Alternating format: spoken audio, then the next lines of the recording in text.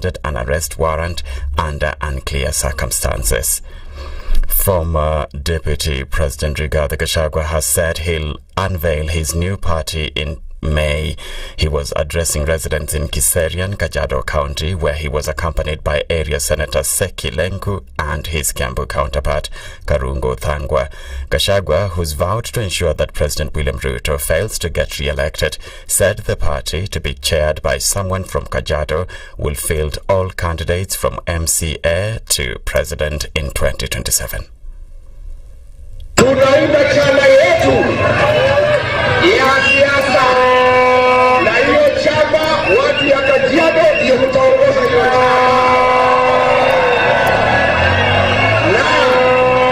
chama yetu mpya tunatangaza mwezi wa 5 na national chairman wa chama chetu mpya atatoka hapo Kajiado. Tutasimamisha kutoka rais, gavana, senata, mbunge, women rep, mpaka MCA. Look at As President William Ruto prepares to tour the Mount Kenya region starting Tuesday next week, his deputy Kithure Kindiki has emphasized that the president's tour is focused on development, not politics. Speaking in Murang'a, Kindiki urged leaders to set aside their political differences and welcome the president.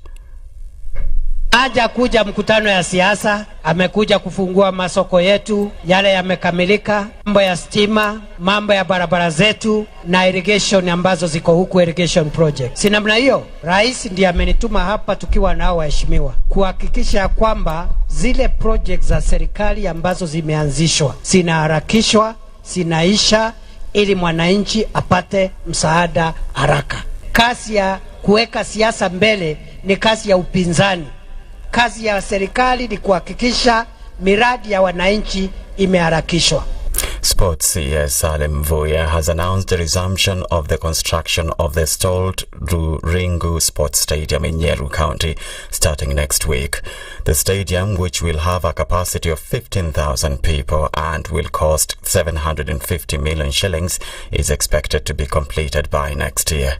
In the next few days, we will have a contractor here. We are also working together with our colleagues in defense, and therefore we have representatives here who will be working with Sports Kenya to look at the design, and then now we can begin to unlock the challenges that have been there. So I want to, assure everybody that we will be coming here most of the time, to ensure that we monitor, but I think the key thing is that we want to unlock so that this Ruringu story, we can close it.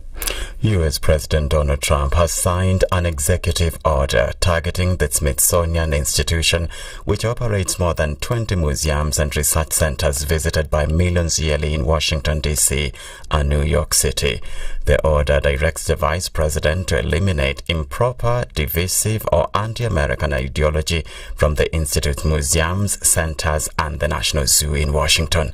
It also directs the Interior Secretary to restore federal properties, including parks, memorials, and statues which have been improperly removed or changed in the last 5 years to perpetuate a false revision of history.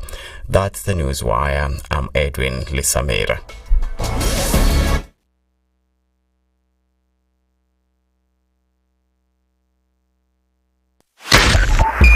.5 SpiceFM, Kisumu.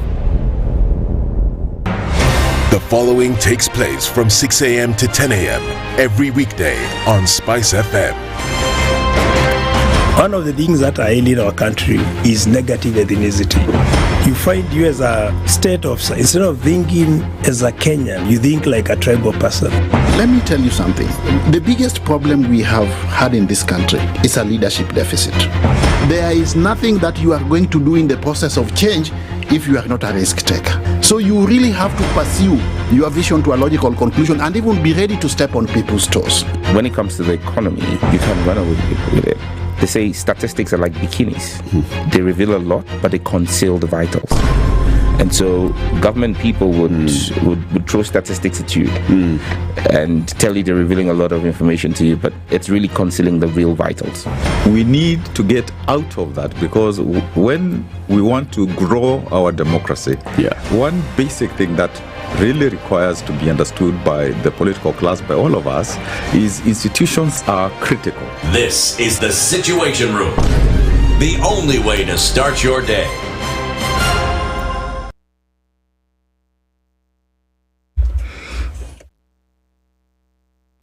Good morning this Friday. Look at what's happening on the roads this morning, and actually not much. You'll be able to get into the CBD if you're coming off Mombasa Road without an issue. And also coming off of the Thika Superhighway, you're getting into the city, no problem. Everything looks A-OK coming off of Ngong Road and coming off of Waiaki Way. What does this mean? That early morning traffic is not a thing, not yet. It'll be interesting to see how Friday turns out, but for now it looks like we're starting in good steps. We'll talk through the morning and you keep us moving. SpiceFM KE on X, hashtag the Situation Room. Traffic updates brought to you by I&M Bank. Whether it's groceries, fuel or luxury shopping, make every swipe count. The I&M Bank Milele Points gives you real rewards for your spending. What's even better, every 20th customer to get the card gets 50,000 Milele reward points worth 50,000 shillings. Mature, intelligent talk every morning. Spice up yourself.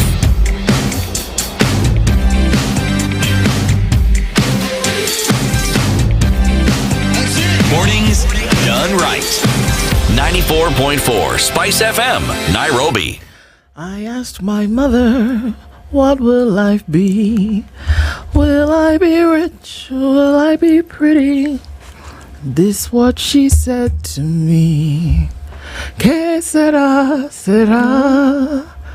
Whatever will be, will be. The future is ours to see.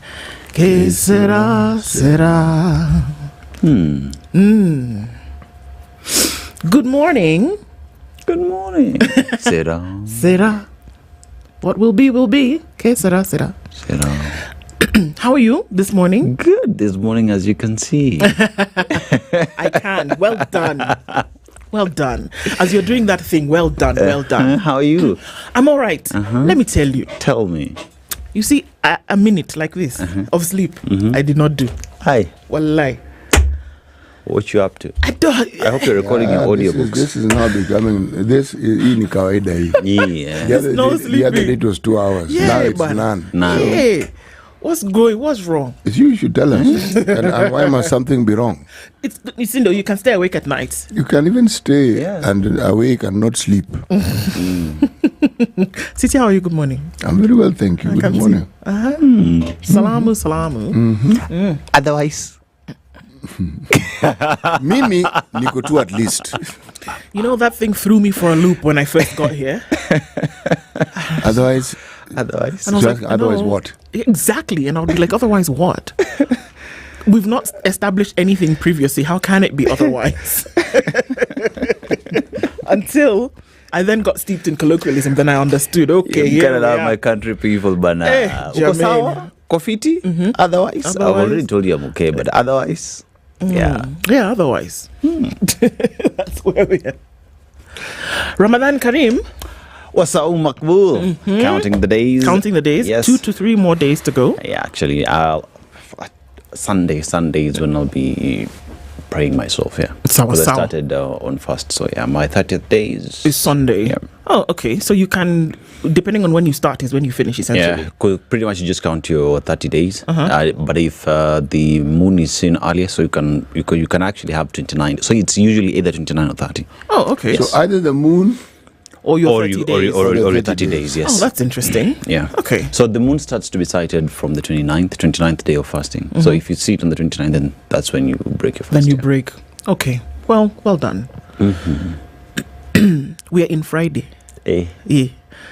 And there are conversations to be had. So, good morning, everybody. Karibu sana, normal greetings, things like that.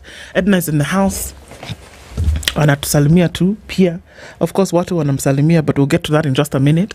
Let me tell you about the conversations that we'll be having this morning. Shall we talk on Kenya's biggest conversation this morning? Let's do it. And some of those conversations, starting at 7 o'clock, will be right around things that are very important and for us to continue. I keep moving in this chair, sorry. All right. So, at 7 a.m., we will have a conversation. Where are we? Where are we? Dun, dun, dun, dun, dun. It is somewhere, and I will find it. I need to really start getting myself in order. What's wrong with me? Okay. Our 7 o'clock conversation today will be we have two kind of health conversations today, but the first one will be around endometriosis. It is a condition that has killed many women. It is a condition that many women suffer from. A woman would be walking upright and you wouldn't know what's going on with her. So Dr. Angela Anzeze, who is an OBGYN and also a member of the Kenya Obstetrical and Gynecological Society, will join us at 7 a.m. and we'll be looking at the cost of endometriosis in Kenya, what it is really, and you really don't understand how far-reaching its effects are, but we'll look at that with Dr. Anzeze at 7.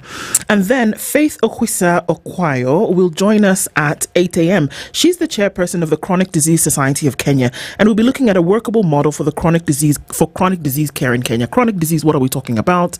Some heart diseases, cancer is a chronic disease. There are quite a number of them, and looking at the burden of care in the country. So that's what we'll be talking about with her at 8. And then finally at 9 o'clock, number of things have happened. People have been asking us all week, guys, open the phone lines and please give us an opportunity to air our views. We're going to do that at 9. We want to do that as much as we can. We're going to do that at 9 o'clock. And it's a Dear Mr. President session. I haven't done that in a minute. And so folks have an opportunity to talk with us. And, you know, it's Kenya's biggest conversation. We're here in the studio, but it's your conversation as well. And so we'll do that with you at 9 o'clock. Sawa sawa. So that's what we have lined up for today, and those are some of the things that we'll be talking about. The rains are coming down in different parts of the country, and we're going into a wet weekend according to Kenya Met. So just watch out for that and be extremely careful. I want to tell you about Sensodyne, and I want you to imagine this morning, before we say hello to you, that you can bite into your favorite foods and that you can take a sip of your favorite hot drink, and you can imagine that you will not have pain, and you don't have to grab your jaw thinking, oh my God, no. Well, it doesn't have to be a thing of imagination anymore, because Sensodyne is saying, you know what, this can actually be a reality with less tooth sensitivity. How do we know this? We know this because Sensodyne is the #1 brand recommended by dentists. So we don't have to think about this anymore. And we're reminding you that a happy mouth is a happy mind. Sensodyne there for tooth sensitivity relief and overall oral health. Mko, and we can see you. So let's say a good situation hello or good morning to you as you're clicking into the room today, shall we? Greetings from Dayton, says Cyprian. Don Sabwa has a question, and it's to CT. CT? Yes. Very good. Is the CDF General Kahariri doing politics? He said we ignore sensationalized and alarmist headlines. How are you, Ndu, and Dennis? In Malawi, ignore, we say, Osa Mugazinzira. My name is somewhere in there, isn't it? Yes, it is. And there was a question that was posed to you. What was the question again? Asking if the CDF General Kahiriri is doing politics because he said we should ignore sensationalized and alarmist headlines. Is he playing politics? How on earth is that politics? I don't know. I don't know if Don wants you to answer with a yes or no. Well, no. I will not answer that yes or no. I will begin by asking the question. If somebody makes a comment, and it's a fair comment, because there are sometimes you look at a headline, you interpret it, and it looks like it's very, very alarmist, isn't it? So, and there are some which are definitely alarmist. Yep. Okay? Yep. The alarm is not the headline. The alarm is your response to it. To the headline. That is the alarm. So, the pertinent question is, what is it that you find alarming about the headline? This is it. And usually, if you come across something you are not accustomed to, or a matter is put before you, across to you in a manner you are unaccustomed to, then it can alarm you. This is true. Yes. So, True. Ongewach. Mambo iko nywe. Bas. Maneno ya hapana iko. Yeah, maneno ya hapana iko. My God, I love it. Robert, we see you. How is Mombasa this morning? Hisa Daniel is tuning from Uganda. And from Colchester, that's where Rahimtula is. Jimmy Munothi says, good morning. Naivasha is calling. Calling who? We're coming. Hello, Princess Ndu, City and Aseto. Good morning to you, Leo. I maintain Kenya doesn't have a foreign policy. I maintain that too. No diplomatic relations advisor. And we don't have a foreign policy. We do. We do. We do. Yeah. What is it? What do you mean? The policy. A policy is not one thing. Of course, it's not. It's a because if you're combination of very many things. Yes, exactly. And usually you'll ask a policy towards what specifically? Yes. Yeah? Right. So you would have to ask what is Kenya's foreign policy towards international trade? Yes. For instance, what is the policy towards international conflict? What was Kenya's policy towards the Ukraine-Russia war? What is our position with regards to international aid and development aid? Precisely. What is our policy towards the conflict in DRC and Rwanda? Then, yes. The policy is there. It's just specific. So you need to know to what exactly are you talking about. Perhaps Leo could be asking, what is Kenya's positioning when you talk about certain things, and maybe not policy, because policy, like you said, is not just one thing. You cannot have one policy that you then now apply to everything. It just doesn't work like that. Well, Leo, I hear what you're saying. Something happened, says Desmond. Kasongo wrote a love letter and gave it to Muturi to deliver one of the... Where? Desmond, we see you. Good morning from cold Kigali, says Michael Orlando. Grace is tuned in from Tamu and says, sending my love. We have received and we send some right back to you, sister. Erica War is tuned in this morning. Good morning, Spice family, says Bernardo Dongo, tuned in from Mabanga in Bungoma. Did you know there was a place called Mabanga? No, now we do. Now you do. This is Greetings and Geography. 2 G's in one morning. Monica Oile says, good morning, Spices. Love from Ottawa. Great job to you guys. Thank you so much. You say the snow is over. Last bad weather this weekend and we are in the clear. Spring is a-coming, isn't it? Good morning, Spices and Spices, the team. Mashari Anjero says, good morning, Team Spice. Ndu Mwalimu and Aseto, not to forget Edna. She can never be forgotten. Good morning, Team Spice, says Jose Mahinda. Chamge, my beautiful people. Tune in from the beautiful city of Nairobi. It's chilly. It's Friday. Now, Apenda Sana. Good morning to you. Ann Gore from Hong Kong. Ndu, would you ask Aseto this? Aseto, are you listening? Yes. Are government appointments based on merit and qualifications or just where you're from? Well, it depends. It depends on where you're from. Both, depends with qualifications, where you're from. Sometimes remember, you supported the government. Cronism is a qualification. It is. You know, if you're not a crony, you don't qualify. Yes, you don't qualify. And if you talk about academic qualifications, Indeed. Sometimes, yes. And then you see there's the issue of the threshold. But anyway, tuendelee. Sindio? Tuendelee. Peter Kiaria says, good morning. Salimia Ndu, Salimia Nyaboke na Mzee CT Msalimika. Kabisa. Sindio? Say yes. Kabisa, totally. Edna wave and do thumbs up. But she's even waving with her cup of coffee. Sawa. Good morning, everybody. Now, Apenda Sana, wishing you a blessed day. Carol Nyambura tunakuona. K Sera, indeed, lovely. Good morning, peeps. Agola, good morning to you, sister. Carol Nyambura, thank you so much. Always good to be here with you. Onganyi Malala says, good morning, Ndu City, Dennis and Edna. Good morning, Situation Room team, says Job Otieno, and he's asking, Princess Ndu, when will you become a queen? Allow me to adjust my crown. Adjusted. Good morning from a chilly London, Luton Airport. How can we see Edna? So you open your eyes. She's every. Hey, Edna. We have seen you. She has just been Tumefunga. Here. You've just been here. Matthew Kara says, good morning. Mbote Banaba SpiceFM. Good morning, Otkin. Mudavadi needs to go where? What are you talking about? This is traveling. The new CS Health Aid in Dwale it's going to be interesting, my prince, in terms of what's going to happen with that docket, but it's all a wait and see. Good morning to all from Laikipia County. John Gishuki, thank you. You finally told us where you are. Amazing. Good morning to you. Good morning. What else is Elvis Kirando? Always good to have you. Absence of Nakuru governor has exposed how almost insignificant deputy governors are. This should have been the time to see Nakuru County Deputy Governor working on behalf of Susan Keka. Vincent Kibet, umeamuka na guns blazing this morning. So many people are online today. Did I miss anybody? I hope not. It's always good to have you guys in the room, and we're getting into it proper this morning. For those of you who never miss a beat, getting into the Situation Room, today we honor you and we say thank you for always being here. I mean, I think of so many names: Jimmy Munuthi, and Agola, John Gishoki, Desmond Ortiz, I mean, King Dave, and My Take, Anne Gore, My Prince, Carol, Rose Grace. I mean, there's so many of you. Robinson, all the way in Hong Kong, Robert Mbogo is in Mombasa every day, clicking into the room. Leo is always here. I mean, we can go on and on and on. There's so many of you, and I wanted to call you by name today and just say thank you for always clicking into the room every morning when you do. We don't take it for granted, and we thank you for joining us on Kenya's Biggest Conversation. Today is the last day of our Proverbs from CT? Yes, the Islamic Republic of Mauritania. Mm-hmm. The bigger the head, the bigger the headaches.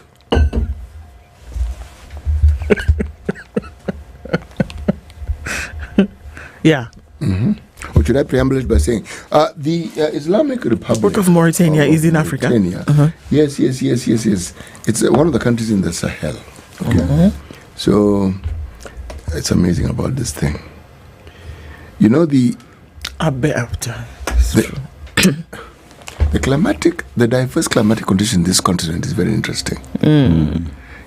Places where there's humidity, places where you have grassland savanna, places where you have serious rainforest, those are dwindling by the way, and places where you just have God's good earth turned into sand called a desert. Yeah. And yet there's life in the desert. Oasis. Yes, and there are people who live in the desert. Yeah. These are some of these natural wonders that I often marvel at. I am. Yes. I watched a documentary of the Bedouin out of the parts of Mauritania, actually, and how they survive is unbelievable. How they survive on little water. Little water, and they're fine. Very little water. Yes, meaning they've acquired over time, and they've fashioned a way in which they deal with those things. Yes. It's amazing. Human beings can get used to anything. Very true. Literally anything. They will adapt quickly. Yes, they do adapt. They will. The bigger the head, the bigger the problems. Yep. Problem, go finish. The bigger the headaches. Assessment you've made, has the Sahel region adopted to their coups? Who? The Sahel region. The coup. They do. Every time there's been a coup, yes, they have. You actually find, until the next one, there's jubilation when there's a coup. Yeah. Banaji says, yay! True. But the thing is, a note of caution here. I've read and heard some citizens saying of this country saying that, better a coup. Don't. Why? Don't even try. Don't. Why? Because you live in a country that has these political problems. Yeah. You imagine a coup is better. It is not. It can never be better. My friend, you're talking about people in government whose training and way of thinking is like this. Yeah. There are no ifs, buts. You're told something, you do. You do it as you're told. When you've done it, then you can go and have a discussion about why it is you're told, but you do. Those who think and wish, you're wishing for something you don't know, you don't understand, and you do not know what you're wishing for. Well, the bigger the heads, the bigger the headaches. More money, more problems. More wahala doesn't end, essentially, I guess. Okay, so let's see what interpretations for that will be today as we get into certain conversations. And then let's look at the headlines, and we'll start with Kenya's bold newspaper, The Standard. Cartels hellhole. And you can guess what that is. Or should I tell you? President William Ruto seems to have made to... Okay, start again. Ndu. Everybody together, go. President William Ruto seems to take a gamble on how to handle the Ministry of Health. While it is not in doubt corrupt syndicates have had a stronghold on the key docket, 3 cabinet secretaries and 5 principal secretaries in 2 years is what experts say is the wrong prescription to ending graft and giving Kenyans proper services they pay for. Essentially what they're saying is that you cannot have so many leaders at the helm, or rather folks who are pushing or driving this ministry, and you keep changing them 2 years, 3 cabinet secretaries and 5 principal secretaries, there looks like there's a problem here. In addition to that, 104 billion shillings is the transition from NHIF to SHA, seems to be the biggest headache the government is facing. The bigger it is, the bigger the headaches, isn't it? Mm-hmm. There's the proverb. Accusations of improper issuance of tenders to senior government officials manipulating the scheme have dogged the authority. Claims of skewed payments and poor service delivery have pushed officials to the corner. And instead of these being addressed, new officials have been brought on board to clean the mess. Yikes. So we'll look at the details of that story. It is a big one. Ruto in fiery meeting before cabinet shuffle. Apparently before the cabinet shuffle that you saw, there were guns blazing and everybody was shooting from the hip and people had said this, that cannot happen. So apparently that took place within closed doors and it was top secret. Well, not so much top secret because now we all know about it, but okay. Machar arrests put South Sudan on edge. We did see yesterday that Raila Odinga has then been sent at the pleasure of the president of Kenya to go to South Sudan and try to mediate a process essentially that saw Machar arrested. Just looking into that story, we'll talk about that later. But we do know that the situation in South Sudan is, quite volatile. But I want to look into that story in details when we do look into the details of stories. We want the truth, says kin of missing officer and the police in Haiti. Tell us the truth. You're saying he's missing. Tell us if he's dead, essentially is what they're saying. Ramadan month should be the beginning, not the end of holiness. And that's another story. Who's in charge? Leadership shakeups, powerful cartels ripple, the health ministry. Senator Karanja calls for Kihika's impeachment. Tabitha Karanja said, you know what? You people are joking. You don't have a governor here for how long? But even before she did, even before Susan Kihika was away, we did see that Tabitha Karanja had an issue or two with the governor. So she's saying, you know what? Let's just stop talking many stories here and let's start a process of impeachment. That's what she said. Sawa. That is her view. That is her view. Again, of course, looking into details of those stories later. We have the digital papers. CT? Yes. Digital is good. No. It's very, very good. One of the things that I learned yesterday when I attended a function at the National Intelligence and Research Institute was that there are so many things that we give our opinions about with regard, of course, to the country. Yeah. And yet, what we know may be really very far from the truth. But of significance, the thing that took center stage for me is that the security and intelligence apparatus in this country are seeking to now take strides, not steps, strides, in actually being, forget accountability, transparent, okay?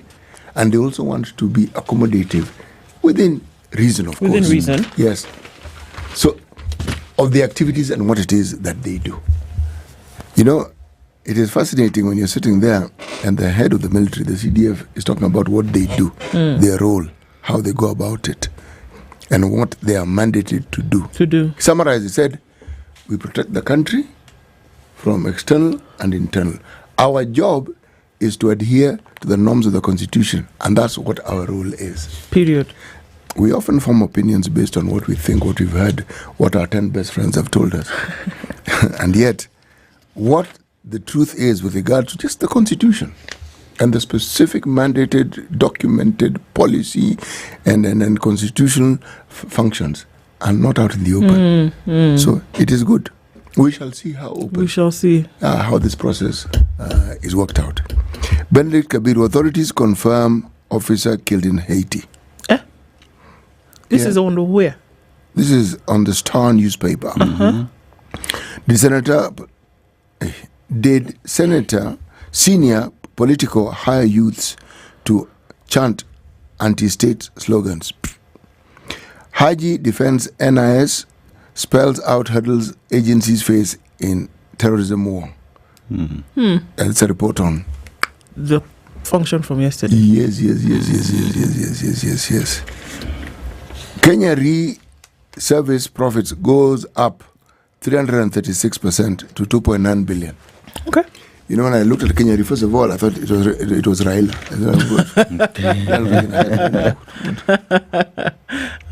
Weta urges collaboration to bolster East African integration. Collaboration with whom? The collaboration we have is sometimes iffy. Remember, there have been these price wars that we've had in the country, where one country decides we're going to do this, the other one decides, oh, it's like that. Then also we are going to do this. Just these tariff wars. The journey towards the unity that we seek in East Africa, I think those who signed off on it understood what it is that we want. So the question I would ask is, who are the people who really do not want this thing to work? Yeah. Because we take 4 steps forward, then we take around 6 back. I mean, for crying out loud, you've been talking about this regional integration as long as, even when the East African community was what was it before the community? There was a name before community, it was something else. Or East African Community. Before it was that, it was East African Community from the very beginning. There was another name that was used. Well, so we'll find it. I'll remember and I'll tell you. But what I'm saying essentially is that even when it was called what it was called before, this thing about regional integration and moving forward in trade agreements and etc., it's always been the sing song. Yes, and then so if you really wanted to do, you'd have done it by now. There was an issue of tariffs. Yeah. There is an issue of single policy. currency. There's all these things. And somehow we take a step forward and we move, and then somehow give it time, somehow we sort of like backtrack. Anyway, East Africa Cooperation. Thank you. Yes. So me and it was EAC. EAC, but community was something else. Yeah. Remember, I grew up in the time when it was actually functional. Yeah. Yes, and the shilling was it exchanged similarly. But you know it worked. The way we divvied out responsibilities in the country. The East African University was Uganda. Kenya Ports Authority was East African Ports. And cargo handling. East African Airways. See? Yeah, there was an airline, there was a port, there was education. There was a railway, East African Railway. Yes. Okay. Yes. And they were headquartered in different places. For instance, if you wanted to study law, people tended to go to Dar es Salaam. Yeah. See? All that went up in smoke. Yeah, and lost the cooperation essentially. Philip Figo's journey. This is, we are talking about the Business Daily. Their profile, Philip Figo's journey from Kibra to global tech. Okay? This one he must tell us. Kenyans pay 89 million yearly for unused COVID loan.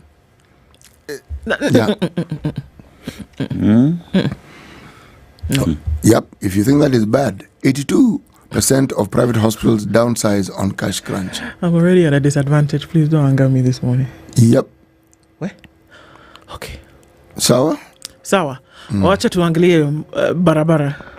Sindio? Then we come back and look at these stories in detail. It is 26 minutes to 7 o'clock. Kenya's biggest conversation, looking into the headlines. We'll come and look at those stories in more detail. Don't go away. This is the Situation Room, the only way to start your day. The weather with SpiceFM.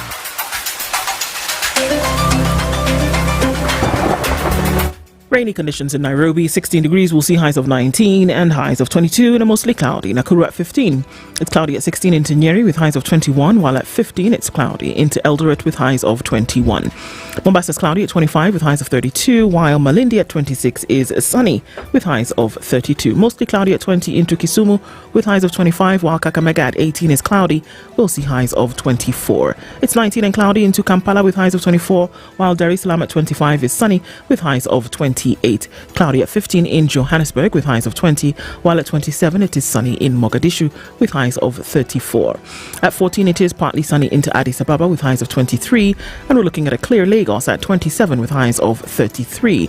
Cloudy at 25 into Kinshasa with highs of 32, and Beijing into almost Friday afternoon, 6 degrees with highs of 8, while it's 6 and partly cloudy in Paris. We'll see cloudy conditions at 9 in London, and it's 8 degrees and clear in New York. Sugar and spice and everything nice. Spice up your life.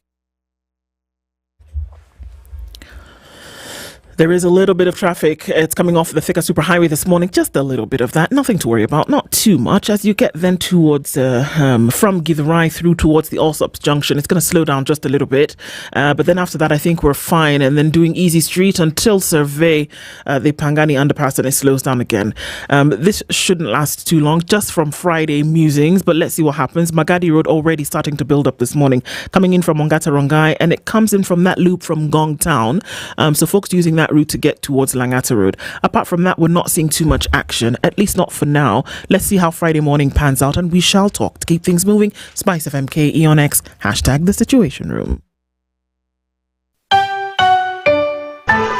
Traffic updates brought to you by I&M Bank. Don't just spend, earn while at it. The I&M Bank Milele Rewards makes every swipe count. Earn every point on every purchase and redeem them for flights, shopping and more. Plus, every 20th customer to get the card gets 50,000 Milele reward points worth 50,000 shillings. Mature, intelligent talk every morning. Spice up yourself.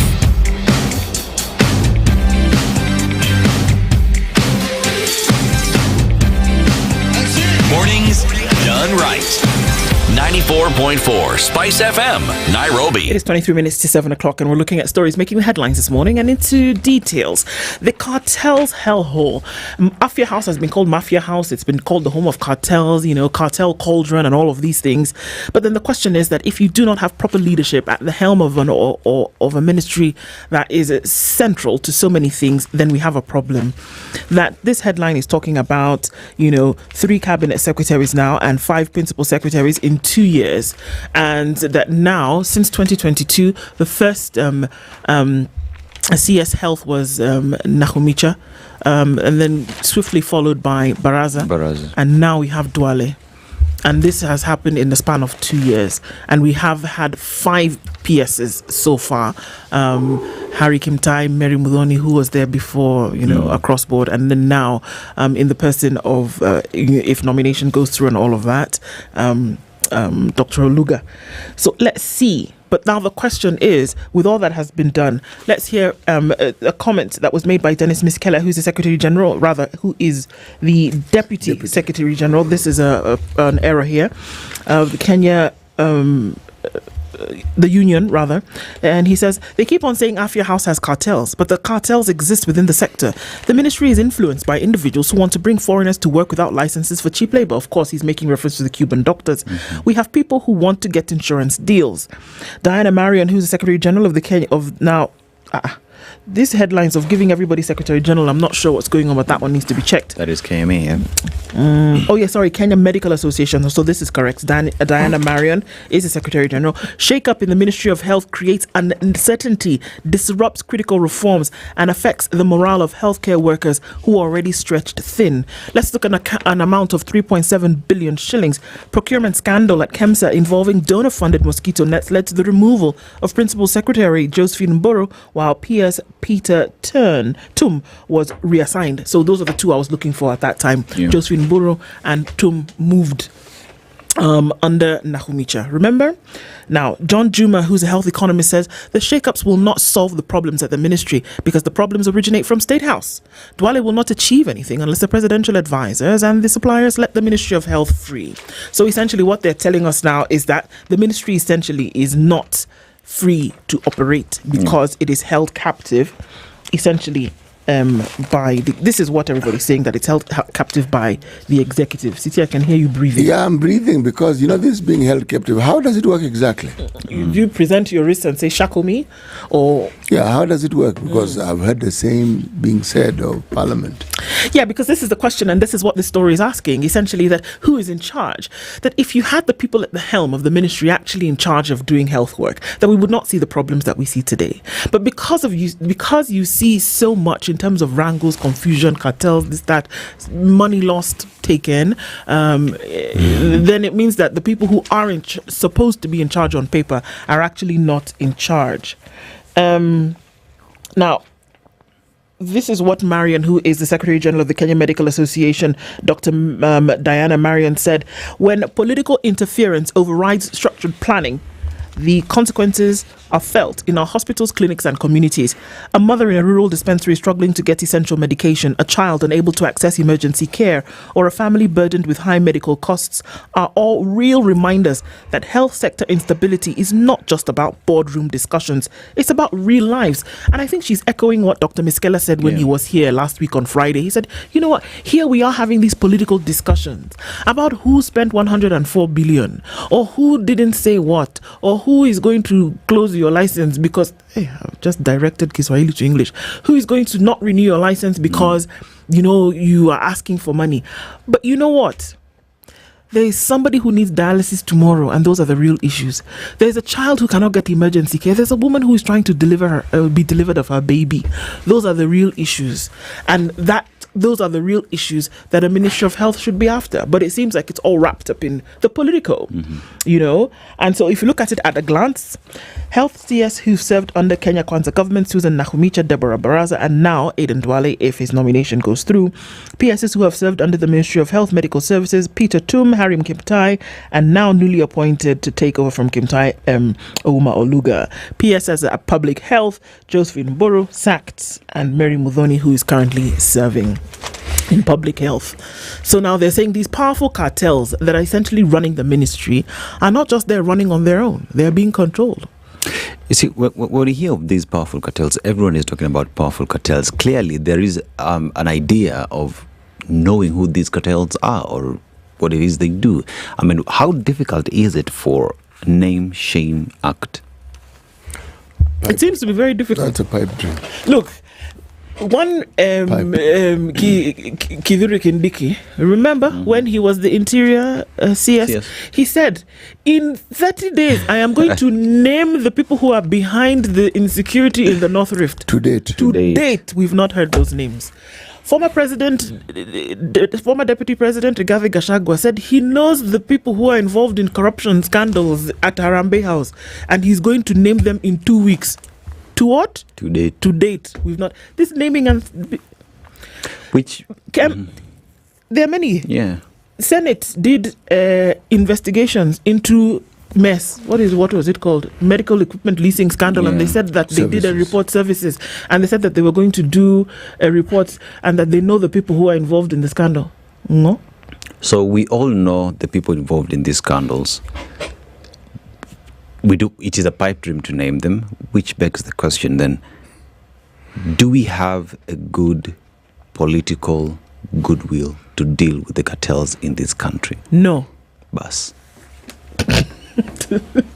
I mean, no. You pussyfoot, mollycoddle the thing you want to talk about, we're going to deal with corruption with a heavy hand, we're going to do... Then you take a toothpick and you start poking a bear. Yeah. That which you... Toothpick. To poke a bear, and you think it's going to have an effect. That which you worship and that which you've determined is your God will run your life. Kabisa. Yeah. So long as this culture that we have entrenched over time of lining your pocket with every opportunity you have, so long as it is these conversations about cartels, these conversations about captivity and people being held captive, all these are stories. Yeah. Where are the stories of people who have been forced to do something they didn't want to do? Why is it? Because the individuals in position of authority are complicit. Because if you don't want to do something and the consequence, you don't do it. Like now, if you're holding me captive, for example, to sit in this chair and I don't want to do it. I don't want to get up and leave. I would have left. Yeah. Or I would have said, please, CTs, please, these guys are really, I don't want to do this, please help me. Now, these people are supposedly being forced to be corrupt. No. Or being forced not to act, and then you want to tell me that somebody is trying. They applied pressure. What do you mean they applied pressure? Oh, stop it. Of course they applied pressure. If it wasn't for them, I wouldn't have this job. Look, when you took the job, what did you think? Yeah. I agree that naming them will shame them, but they don't have the desire to name these people, because you know what? If I have my hands in the cookie jar, and when my hands were in the cookie jar, Dennis, you and I were together, and then you name me, do you think I will be very happy that you've named me? You will name him also. Exactly. Yes. Because if we were together when we were putting our hands in the cookie jar, and then you name me, and then you think I'm going to go down alone. Yeah, because that's why people don't name. You have crumbles on my face, and I have crumbles on my hands. Hey. So you see, the real cartel is the permissiveness with which we approach morality, where we more or less just sort of like go with the wind and then complain. We go with the wind, we benefit, then complain. We participate in the process, then complain. You say, in fact, that thing was very bad. That thing was they did very a bad thing. They did a very bad thing. Meanwhile, when the thing was coming in the door, you were standing. In fact, you held the door open. Yep. Come on, man. So you just tell us the headlines for The Nation as you tell us the story immediately. Real quick, right? Okay, so let's go to The Nation. Smack in the middle. Mitumba Nation. Kenya is now the biggest importer of second-hand clothes in Africa, overtaking even Nigeria, that has a population 4.5 times bigger, giving the country a dubious distinction of being an easy dumping ground for used apparel, while struggling to revive its collapsed textile industry. And Kahariri and Haji warning on Ruto must go campaign. Now, security chiefs have sounded a warning to those scheming regime change via extra constitutional means at a time when Ruto must go chants have gained traction in public spaces. I think this is where that question earlier was coming from, whether the general is playing politics. And with US aid cuts, ARVs will only be available to the highest bidder. Wow. Why funding for varsity students is far from resolved. University students who are financed through the new funding model are still not out of the woods, despite the Court of Appeal suspending an earlier High Court judgment that declared the model unconstitutional. I think we look at the story, page 18, on ARVs. Okay. And I have a question even as you go to that story, Dennis. CT, just for sure, ARVs actually preserve life of HIV patients. Yes. With the advent and the introduction of ARVs, the prediction, the prophecy of your lifespan, which was there before ARVs of 5 years, 10 years, maybe 15, it came to an end. Okay. ARVs enable you to just live normally. Yes. Okay. Yes. Okay. And if you look at what came with ARVs, there was a drug called nevirapine. Yeah. Nevirapine is what was used on pregnant mothers who are HIV positive to limit the opportunity and the chance of a child being born. Kabisa transmission. That thing, my friend, had an effectiveness around something like 95%. Okay. So before Aseto gives us that story, also then, in the absence of ARVs, what would we see? That we'll see reduction on the quality of life, or are we seeing death coming quickly? And we would also see death, because remember, what kills you is not the virus. The opportunistic infections. Yes, because this virus does the one thing that guarantees death if not attended. It attacks your immune system. Okay. Yes, that's what it does. Okay. Yeah, and absence of ARVs as well, your viral load just spikes up. Yeah. Yes. So then, based on that, the story. Rosemary Aucom has been buying antiretroviral medication for two of her relatives for 7 years. She found the free medication system too cumbersome, often plagued by stockouts, shortage of drugs, and rationing. Her go-to facility has been the Center for Tropical and Travel Medicine in Nairobi, known for importing ARVs from South Africa. She paid 9,000 shillings per person for a 30-day supply. When Ms. Aucom visited the pharmacy this month, however, she was told that the price had risen to 10,700 for the same drug, that is Trimec, one of the most effective HIV treatment regimens available. The European Medicines Agency says Trimec is a combination of ARV regimen containing that name, and so basically two ingredients that are needed for that drug to work very well. So what we're getting here is the fact that now that there is that ban on supply of ARVs, what will happen is you have to spend to take care of your own. Because here we're talking about 9,000 shillings. Now she had to pay 1,700 shillings on more top, per person to get the ARVs, which begs the question, even as we deal with the fact that aid from US was cut and whatnot. What is the government doing to take care of its people in the glaring changes that is happening? And remember as well, we have consignments that are stuck at the port because we need clearance from those who donated. So even when we talk about our foreign policy, what are we doing in discussions we have with the donors to release these drugs is the big question. Okay. So there is where we ask foreign policy. Do we have foreign policy Concerning on matters this. to do health with the donors? Foreign policy. So, Okay. but this story must. Yeah.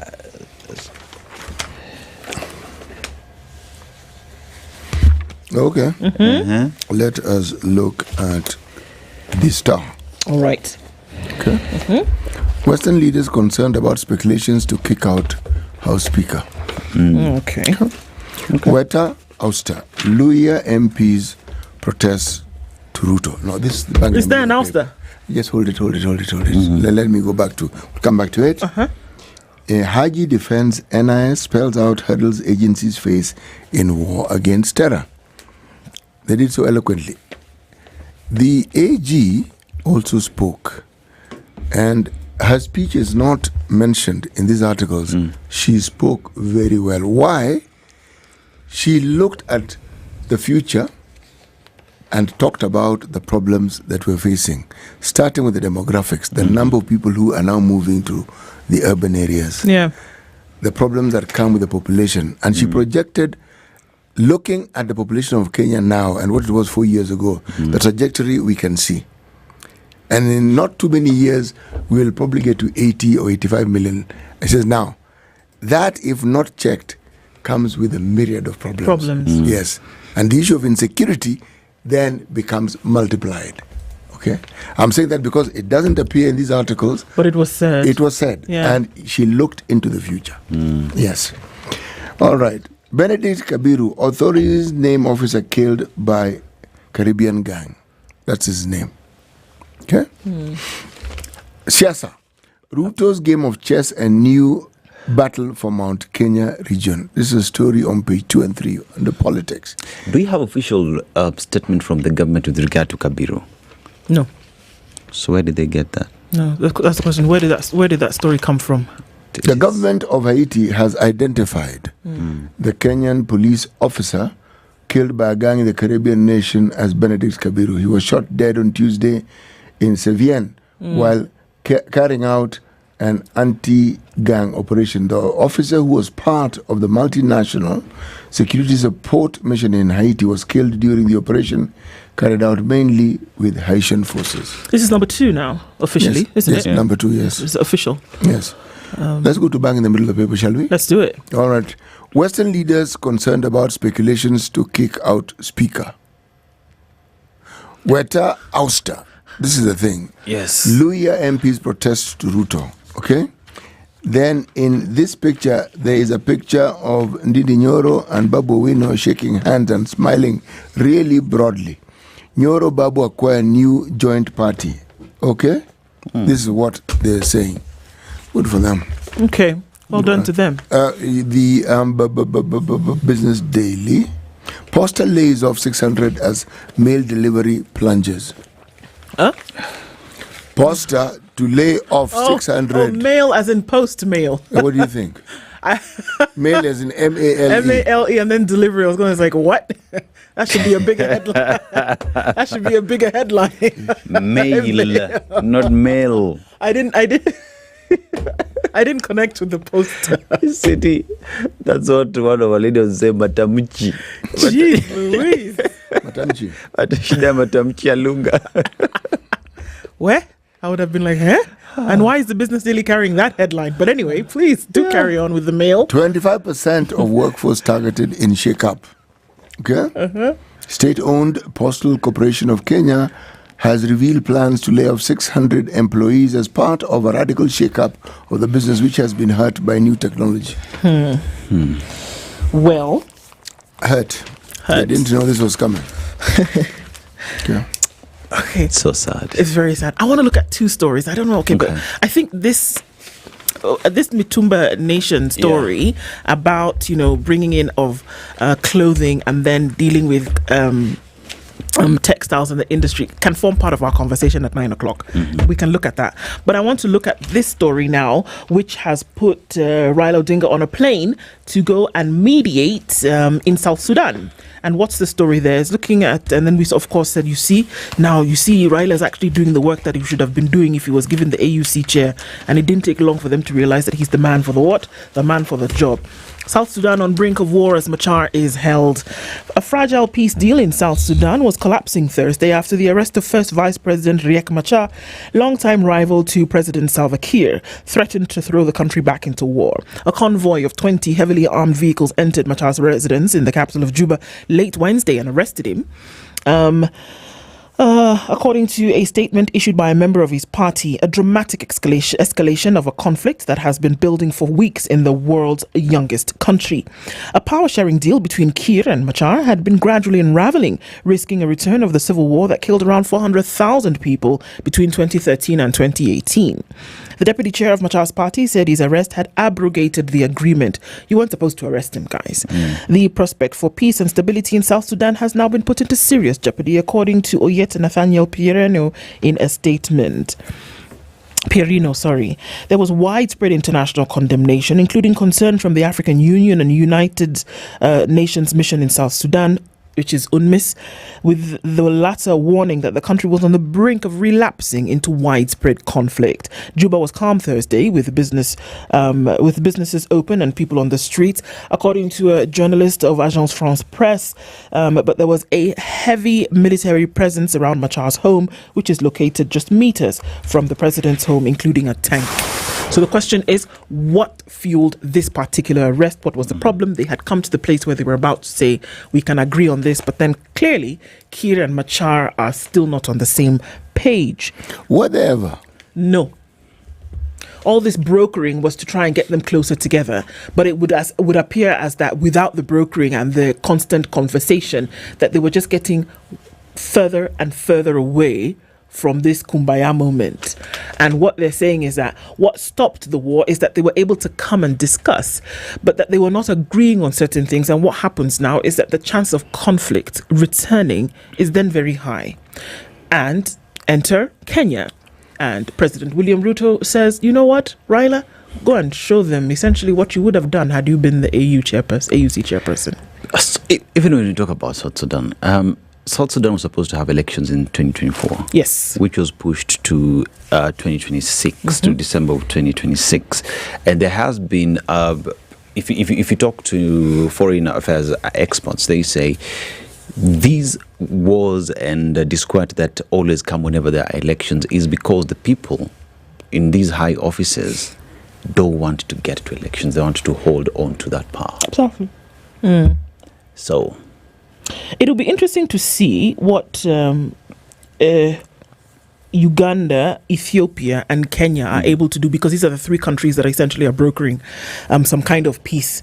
I just wish that the things that plague us as an African, as a continent, we can start to see the reduction of such. This story of conflict and hunger and poverty and poor governance, it really at some point, can we just start doing something else? Yeah. Because it's been too long. We have the same problems plaguing us. For how long? They even say, you talk about milestones, you've not achieved your milestones. We've not. At some point, a baby will grow teeth, for crying out loud, and start to eat. And so those are the things that we talk about on this show every day. And I'm not going to end the week without reminding us that Brian Odhiambo is being waited for by his wife, Alvia Oko. Mukuria is being waited for by his mother. Disappeared on the 25th of June 2024. Brian has been missing now for 2 months and 10 days, and we do not know where they are. Justice for these and many more who've disappeared, who have died, and there are no answers. Good morning. It's 7 a.m.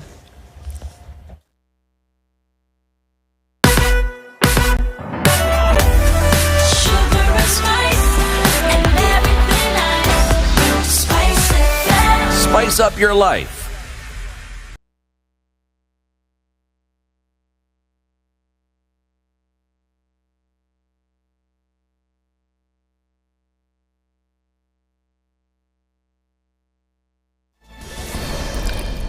Good morning. This is the Newswire. I'm Edwin Lisamira. Authorities in Haiti have confirmed that Benedict Kabiru, who was part of the Kenyan-led multinational security support mission, is dead, bringing to 2 the number of Kenyan officers killed in the Caribbean nation. The Haitian Presidential Transition Council said Kabiru was killed on March the 24th as the officers tackled armed gangs in Savienne. Mission spokesperson Jack Ombaka said the incident occurred after their vehicles got stuck in a ditch which they believe were deliberately dug by the gangs. The officers appear to have faced fierce resistance, with gang members setting fire to 3 of their armored vehicles, according to images posted online. President Alphonse Jean hailed Kabiru for his courage, saying his sacrifice symbolized hope for Haiti's future, which is troubled by armed gangs. Meanwhile, Kabiru's mother has demanded clarity from the government on her son's whereabouts. Tangu jana asubuhi 6:30 ile ripoti nilipata kutoka kwa AP komanda sub county ya Kikuyu ni kuwa kijana yangu alitoweka, na ajanipea ripoti ingine. Nikimpigia ananiambia kijana wangu ametoweka, anatafutwa. Now it is more than 24 hours mtu anatafutwa. Ukimpigia simu anakwambia mtu anatafutwa. Sina ripoti yoyote. Mitandao inasema kijana wangu ameuliwa, kijana wangu amekaagwa, kijana wangu haonekani. Sasa mimi naomba serikali, nataka mtoto yangu venye nilimpeana akiwa hai na akiwa na afya mzuri, ndiye nataka. Yeye ndiye tegemeo yangu, yeye ndiye first born yangu. Ni kijana mdogo, mimi ni the only hope for my family. Sina chochote kingine isipokuwa yeye. Akona ndugu yake mdogo, yeye ndiye tegemeo letu. President William Ruto is scheduled to visit the Ukambani region next month for a development tour. On Thursday, President Ruto met Kenya Kwanza lawmakers and top government officials from Ukambani, including Labour Cabinet Secretary Alfred Mutua at State House, Nairobi. This even comes as President Ruto prepares to tour the Mount Kenya region starting Tuesday next week. His deputy Kithure Kindiki has emphasized that the president's tour is focused on development, not politics.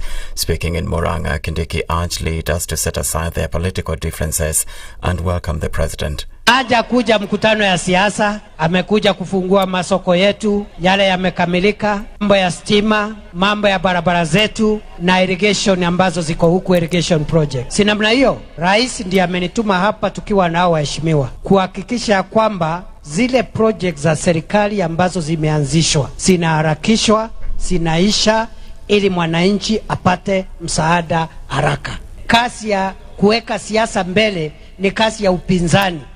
Kazi ya serikali ni kuhakikisha miradi ya wananchi imeharakishwa. The Water Resources Authority has asked Kenyans to be on the lookout for flash floods in the next 5 days. The authority asked Kenyans to evacuate to higher safe grounds using safe routes and avoid crossing flooded rivers either on foot or in a vehicle. The authority said most rivers across the basins in the country are currently flowing at normal levels and some are approaching the flood alarm state. Germany has said it will not give in and Europe must respond firmly as US President Donald Trump targets imported cars and car parts with a 25% tax in his latest tariffs. Other major world economies have vowed to retaliate, with France's president branding the move a waste of time and incoherent, Canada calling it a direct attack, and China accusing Washington of violating international trade rules. Carmaker stocks from Japan to Germany dipped. In the US, General Motors dropped 7%, while Ford fell more than 2%. Trump has threatened to impose far larger tariffs if Europe works with Canada to do what he describes as economic harm to the US. He's the president announcing the fresh car tariffs, which will come into effect on Wednesday next week, with charges on businesses importing vehicles starting the next day. We're going to take back just some of the money that has been taken from us by people sitting behind this desk or another desk that's not quite as nice. And we're going to charge countries for doing business in our country and taking our jobs, taking our wealth. taken a lot of things that they've been taking over the years. They've taken so much out of our country, friend and foe, and frankly, friend has been oftentimes much worse than foe. And what we're going to be doing is a 25% tariff on all cars that are not made in the United States. That's the news wire. I'm Adrian Lisamira.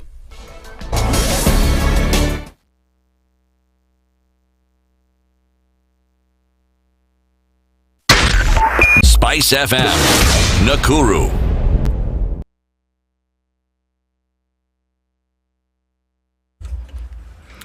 All right, a quick look at what's happening on these roads this morning. I know there was a bit of a sprinkle earlier, and so that slowed things down just a tad. But usually Friday, I don't know why we don't see many people on the roads. Where did everybody go? Did the weekend start already? There is a little bit of traffic on Kangunda Road as you make your way towards Outer Ring. And then also as we look at the Thika Superhighway, there is some traffic right around the Pangani Underpass. But before that, there is quite something coming in from Githurai. And that's heavy as you then touch on that Kasarani area coming out towards Garden City. So that is busy. It's bumper to bumper in that area. And also looking on the Eastern Bypass, there is some traffic as you come through towards North Airport Road and then onto the Cabanas interchange. That'll be busy for a minute. Ngong Road is also busy. There's traffic coming in heavy from Naivasha Road, and it looks like it's going to be there for a minute. Also, coming in from the Mountain View area, Kangemi through towards Waiaki Way, and that whole Waiaki Way area on the 104, it is busy as you then approach Westlands. So we're getting into a buzz of activity this Friday morning. We want to keep things moving. We need you to help us keep things moving. And how will you do that? You will talk to us on SpiceFM KE on X. Hashtag the Situation Room.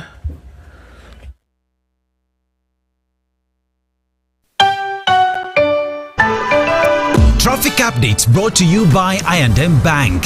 Whether it's groceries, fuel or luxury shopping, make every swipe count. The I&M Bank Milele Points gives you real rewards for your spending. What's even better, every 20th customer to get the card gets 50,000 Milele reward points worth 50,000 shillings. Mature, intelligent talk every morning. Spice up yourself.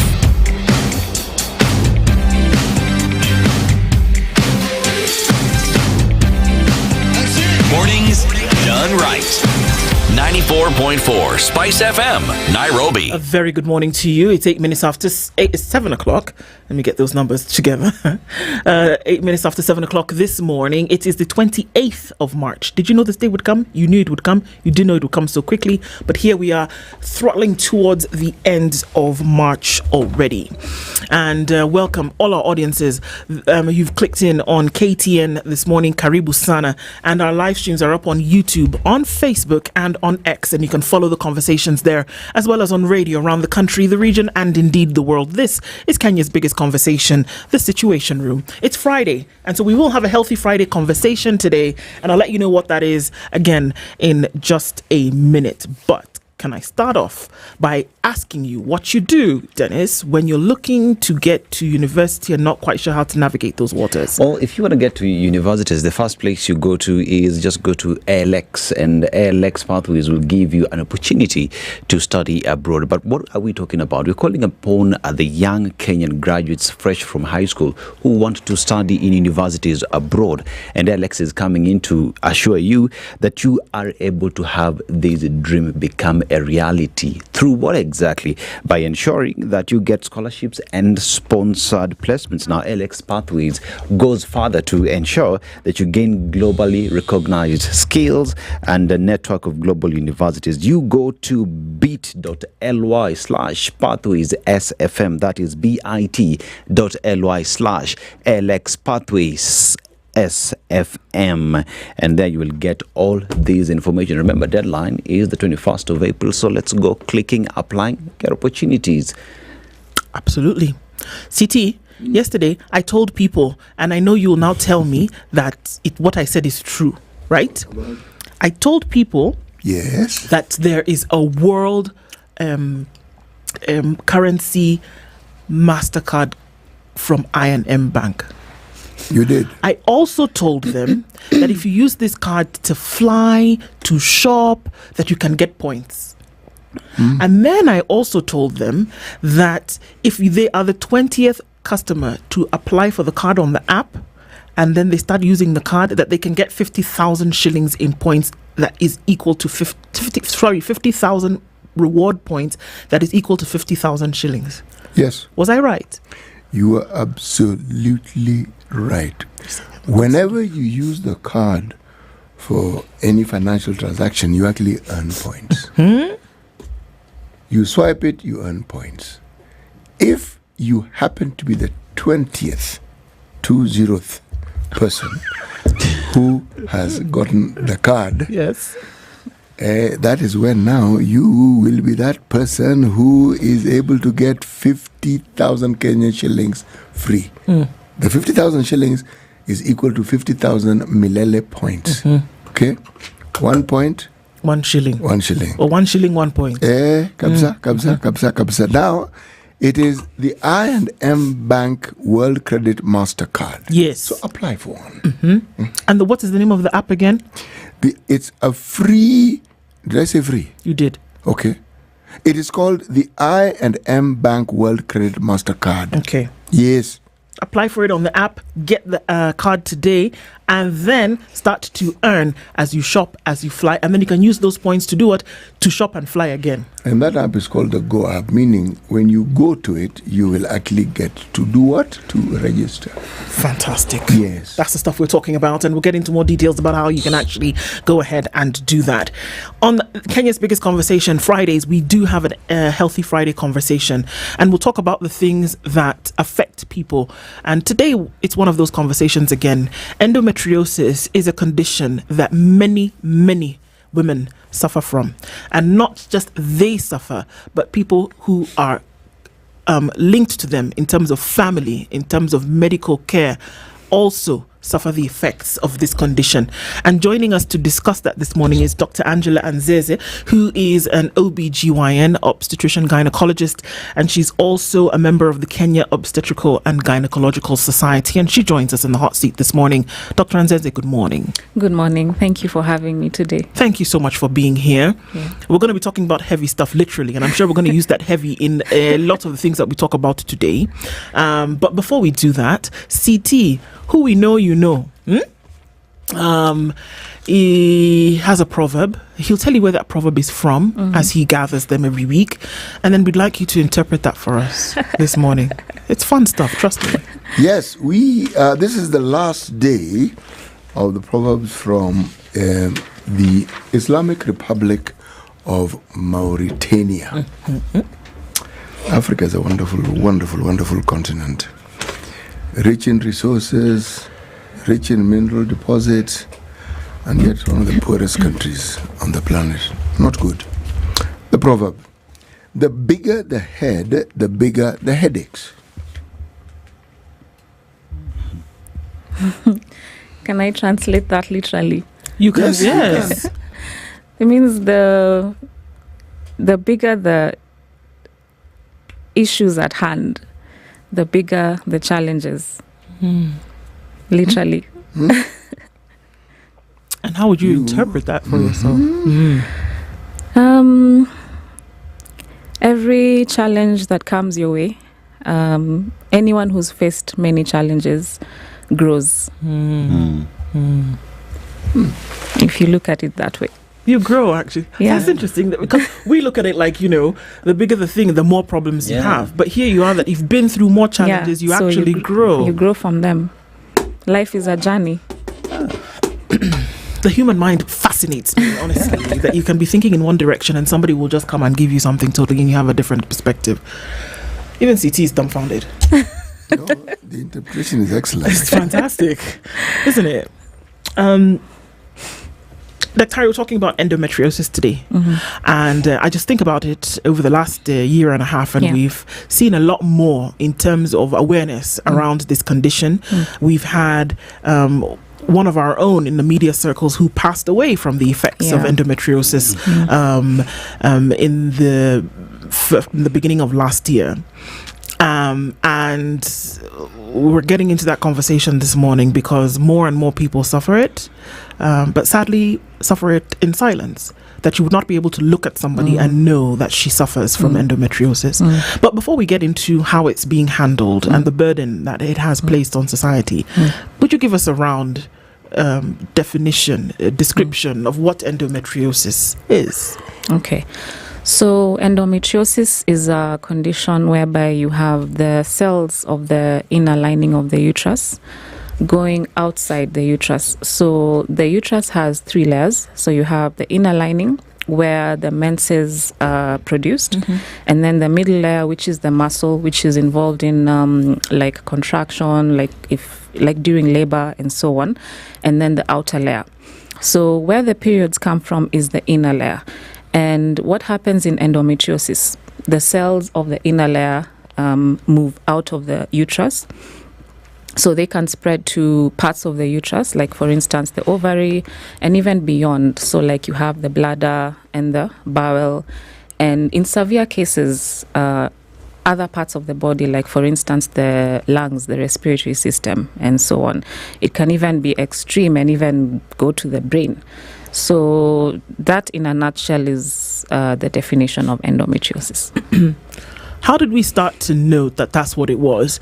Because I reckon that a lot of women, walked around with what we thought was then painful menstruation. Yeah. But how did we know then that it was this condition and not just painful menstruation? So this is actually something I mentioned even yesterday. I put it on my post. Painful periods, severe pain during your periods that makes you call in sick, stay in bed, curled up, vomiting, you're just not yourself. You have to take like tons and tons of painkillers to feel better. That is not normal. And that's like a red flag of endometriosis, which is the most common cause of severe pain during periods. Yeah, so anyone out there who has very painful periods, and it's common in young women of reproductive age, on average 20 to the 40s. So that's one of the telltale signs of endometriosis. You see, but when you talk about endometriosis, you find that for a very long time, painful menses have been associated with she's suffering from fibroids, and people go for treatment towards that, and you find that by the time 7 to 10 years later is when they find out that they have endometriosis. So in terms of there is extreme pain and there is misdiagnosis, how does that affect the life of a patient suffering from that? Okay, so even fibroids can give you severe, actually the symptoms kind of overlap. Fibroids and endometriosis, they have similar symptoms and outcomes. But in terms of diagnosis, it can be a challenge at times because most women are not aware that painful period, severe pain, they think it's normal. And it's not normal. You can have mild pain, which you're able to function, which responds to even taking 1 dose of painkillers. But if it's now that extreme, then most people just ignore and they just live with it. And only to come to find out later that they have it. Now when maybe they're trying to conceive, or their lifestyle is now changing, things are not the same, then now that's when they realize, I actually have endometriosis. Yeah. How exactly does one, beyond what you've just mentioned, which seems to be how to understand that the pain a woman has may be endometriosis? Man, these medical names, they are long. Couldn't they just call it metro? Wow. Anyway,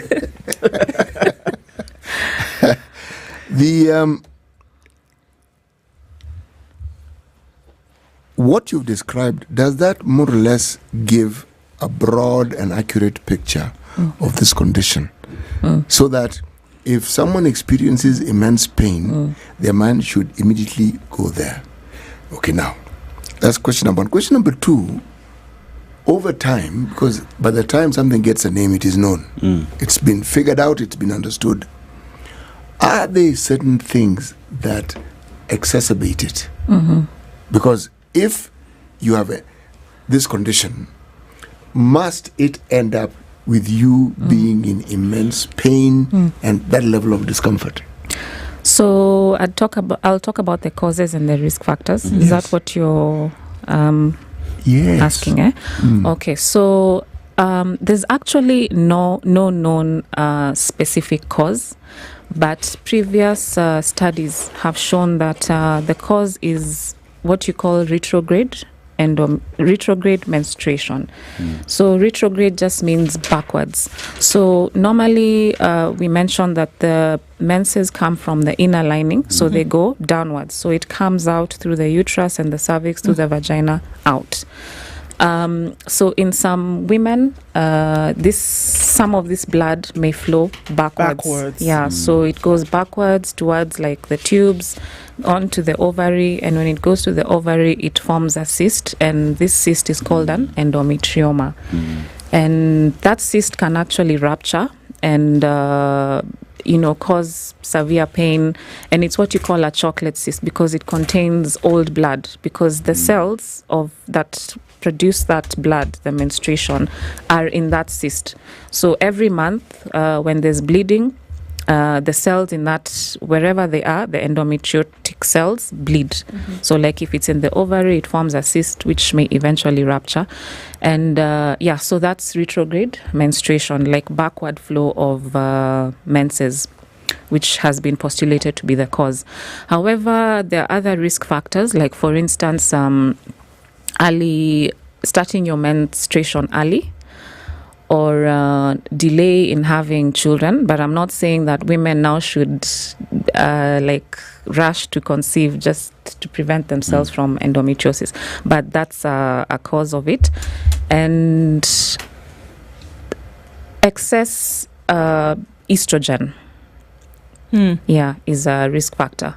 Okay. Yeah. So I want to ask about this specific excess estrogen. This is something that you don't apply for it. You don't get excess because you ask for more. You come with it. Essentially. Yeah. So what is the condition that would then cause excess estrogen to be produced in the body? So certain conditions like polycystic ovarian syndrome, also just having your periods early or delay in conceiving. So it means like you've been exposed consistently to that unopposed estrogen for a long time of your life.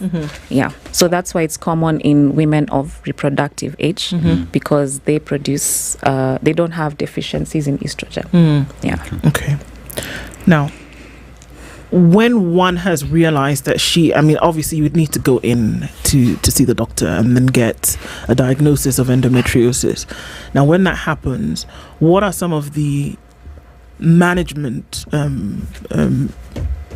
procedures that are put in place to ensure that, either one, the pain, or is it a condition that can be reversed? Because we talk about backflow essentially, and I hate to do this, but I imagine that what backflow does, even if you look at engineering, usually what they want to do is restructure it so that it goes where it's supposed to go. Yeah. It sounds mechanical, but essentially that's what it is. Can you restructure things? And obviously that is a surgical procedure. Does that happen? Yes, it happens. First, when a patient comes to you and says they have excessive pain during menstruation, the first thing, of course, is endometriosis, right? That's the top of the list. So you may consider first investigating to confirm or to check that it's actually endometriosis. So you can start maybe with an MRI, because an ultrasound may not pick it very well. So MRI is actually better in diagnosing endometriosis. And then you initiate treatment. So you can, basically the treatment is to improve the quality of life. It's not curable, but the treatment is to improve the quality of life. So to relieve the pain, to relieve the heavy bleeding, to relieve the painful intercourse and all the symptoms it comes with. So you can give pain medication and hormonal medication. So in this case, we give progesterones, because progesterones oppose estrogen. So the progesterone will suppress the bleeding. It will reduce the pain and markedly relieve the symptoms. In some cases, it can be very extreme, and women who have endometriosis tend to have long-term pain. chronic pelvic pain. So these women are taken for what you call laparoscopy, which is actually the gold standard. So laparoscopy diagnoses endometriosis because you're inserting cameras into the body and you're now able to see the lesions, the endometriosis that has spread. And so you see and treat at the same time. So you diagnose and you treat, you remove the lesions. And what endometriosis does, because it's an inflammatory condition, it causes severe inflammation. So inflammation basically means organs are injured, and during injury there's scar formation, and when the scar forms, organs stick together, and that's what you call adhesions. So that's one of the most common complications of endometriosis, and that's what gives you the long-term pain that you have like forever. So what laparoscopy does, it releases those adhesions and it like frees the organs that are stuck together, and now you get relief from that. Yeah. What kind of pain are we talking about here? Because usually we'd say, okay, fine, you have pain, pop a brufen, you'll be fine. Yeah. But what kind of pain are we talking about? So this is like consistent pain throughout your life. In most women, like in severe. In severe cases, like you just have consistent pain, and then it worsens during your periods. And then after your periods, the pain is still there. So it's like there, like most of the time. But in terms of severity, what are we saying? Is it like a dull? Is this like a dull ache that you just kind of feel and that you can ignore, or is it something that's really going to blind you and that you need to be down? Yeah. So like during your menses, it can be like tenfold. Like it can be very severe, very, very severe. But after your menses, it might be less, much better. But it's actually, let's say on a scale of 1 to 10, I'd put 8 to 9, even 10 during your menses. And after your menses, because now the bleeding has stopped, maybe 5 to 6. Yeah, which may be there like throughout. Yeah. Okay. I want to look at let's look at the numbers that you're talking about. I've just pulled up some stats here. We see 1 in every 10 women suffers from this, and if you look at the population of the country, 28.9 million women. So 10% of that is 2.8 million. So we talk about 2.8 million women vis-a-vis the number of professionals like yourself to deal with that number, and that is a challenge. So in terms of diagnosis, treatment and management of that, how is the high numbers vis-a-vis the low numbers of professionals to deal with that affecting the management of endometriosis? That's a very good question. So first, the awareness. There's that part of the public that's not aware that they have it, so they don't seek care. In terms of now healthcare, of course, that's a challenge because I don't want to go into the policy issues, but of course, you know, there's a shortage of healthcare workers and specialists, especially who deal with endometriosis specifically in the country. Yeah, so that's a challenge, and there's issues like cost implication and so on. Yeah. Laparoscopy. How available is it? Well, it's available in facilities like, for instance, Kenyatta National Hospital, county hospital. Some county hospitals have it. So most teaching hospitals have it. Private hospitals have it. It is available. The challenge may be cost. Some people may not be afforded. It's more expensive, more costly compared to open surgeries, for instance. Yeah. Okay. Do people pass from the complications of endometriosis, or do they pass from the endometriosis itself? The complications. And what are some of those? So we talked about spread. So it spreads beyond the uterus to other parts of the organs. So if it's like, if it goes to the respiratory system, for instance, every time you bleed, every time you have your menses, even inside, wherever the lesions are, there's bleeding. So imagine bleeding into your lungs. Isn't that fatal? Okay, sorry. I just wanted to be clear. Yeah. So we're talking about in the reproductive system where a monthly bleed takes place. But we're saying that this backflow essentially can go to other organs in the body. It finds its way to other organs in the body, and then the forming of these lesions takes place in those organs as well? Yeah, the lesions actually spread to those organs. Yeah, from the uterus, it spreads. Yeah. So remember, the inner lining has cells, right? Yes. So these cells are shed during your menses. So some of these cells can, instead of coming out, they just spread backwards, backflow to now other parts of the body. Okay. So yeah, that's now what causes the complications, the spread of these lesions, which bleed every month with your menses. So what will happen in the lungs, for example? Because I do remember that one of us who, and I'll say her name, Jambi, who died last year, was an endometriosis warrior, and she had, breathing complications quite often. Yeah. From the effects of endometriosis. Yeah. But what happens in the body when that and it's important for us to understand that you talk about painful menstruation, but we don't understand that this condition can have so much more in terms of effects. So what happens in the other parts of the body when this is happening that could eventually cause death? Yeah, so we talked about inflammation. It's an inflammatory condition which now affects the organs. So inflammation causes injury. So it injures the organs, right? And remember, these lesions bleed every month. So when your menses come, you have your normal menses in the uterus, but because the cells that also reproduce these menses are now in those parts of the body, so it bleeds. So if it's like in the lungs, for instance, it bleeds. Normally your lungs are not supposed to be bleeding, or they're not supposed to be having any fluid. So if now that fluid accumulates, it can affect you. It may be fatal. Yeah. Let's take a break at this point. It's our Healthy Friday conversation this morning with Dr. Angela Nzenze, and we're talking about endometriosis and its effects and the importance for us to really look into a number of these matters. It is a Healthy Friday conversation, and what better time to remind you that imagine biting into your favorite foods without pain, and imagine having that hot, drink or that cold meal, and you don't have to worry that you will have pain or sensitivity, or you don't have to imagine that anymore, because Sensodyne is here to give you the ultimate relief from tooth sensitivity. And how do we know this? Because it's the number one recommended brand by dentists. So, we're telling the truth, reminding you that a happy mouth is a happy mind. Sensodyne for tooth sensitivity, relief, and everyday oral health.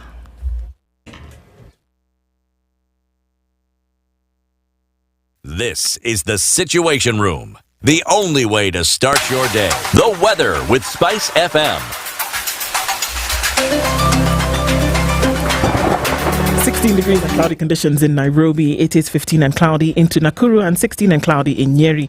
Eldoret at 16 is cloudy, and Mombasa is cloudy at 26 with cloudy conditions at 26 in Malindi. Kisumu 20 is cloudy as well, with rain threatening in Kakamega at 19, and rain showers already in Kampala at 20, with mostly cloudy conditions at 25 in Dar es Salaam. It's also raining in Johannesburg, and we'll see highs of 20, while Mogadishu is sunny at 28. It's sunny at 14 in Addis Ababa. Partly cloudy at 27 in Lagos, with cloudy conditions at 25 in Kinshasa.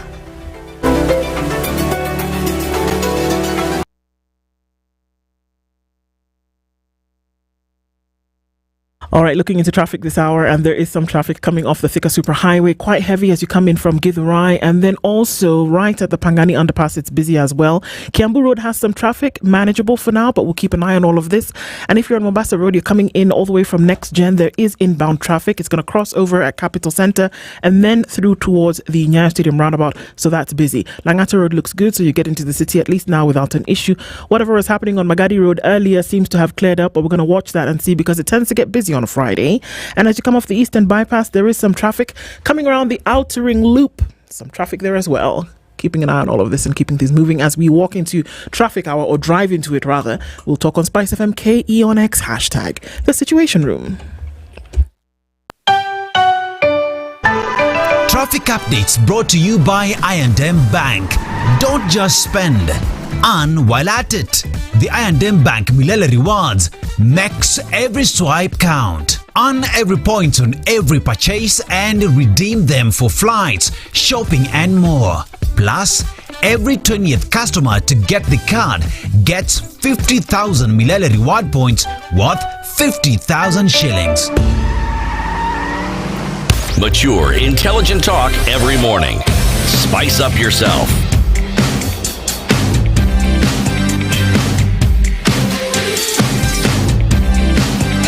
Mornings done right.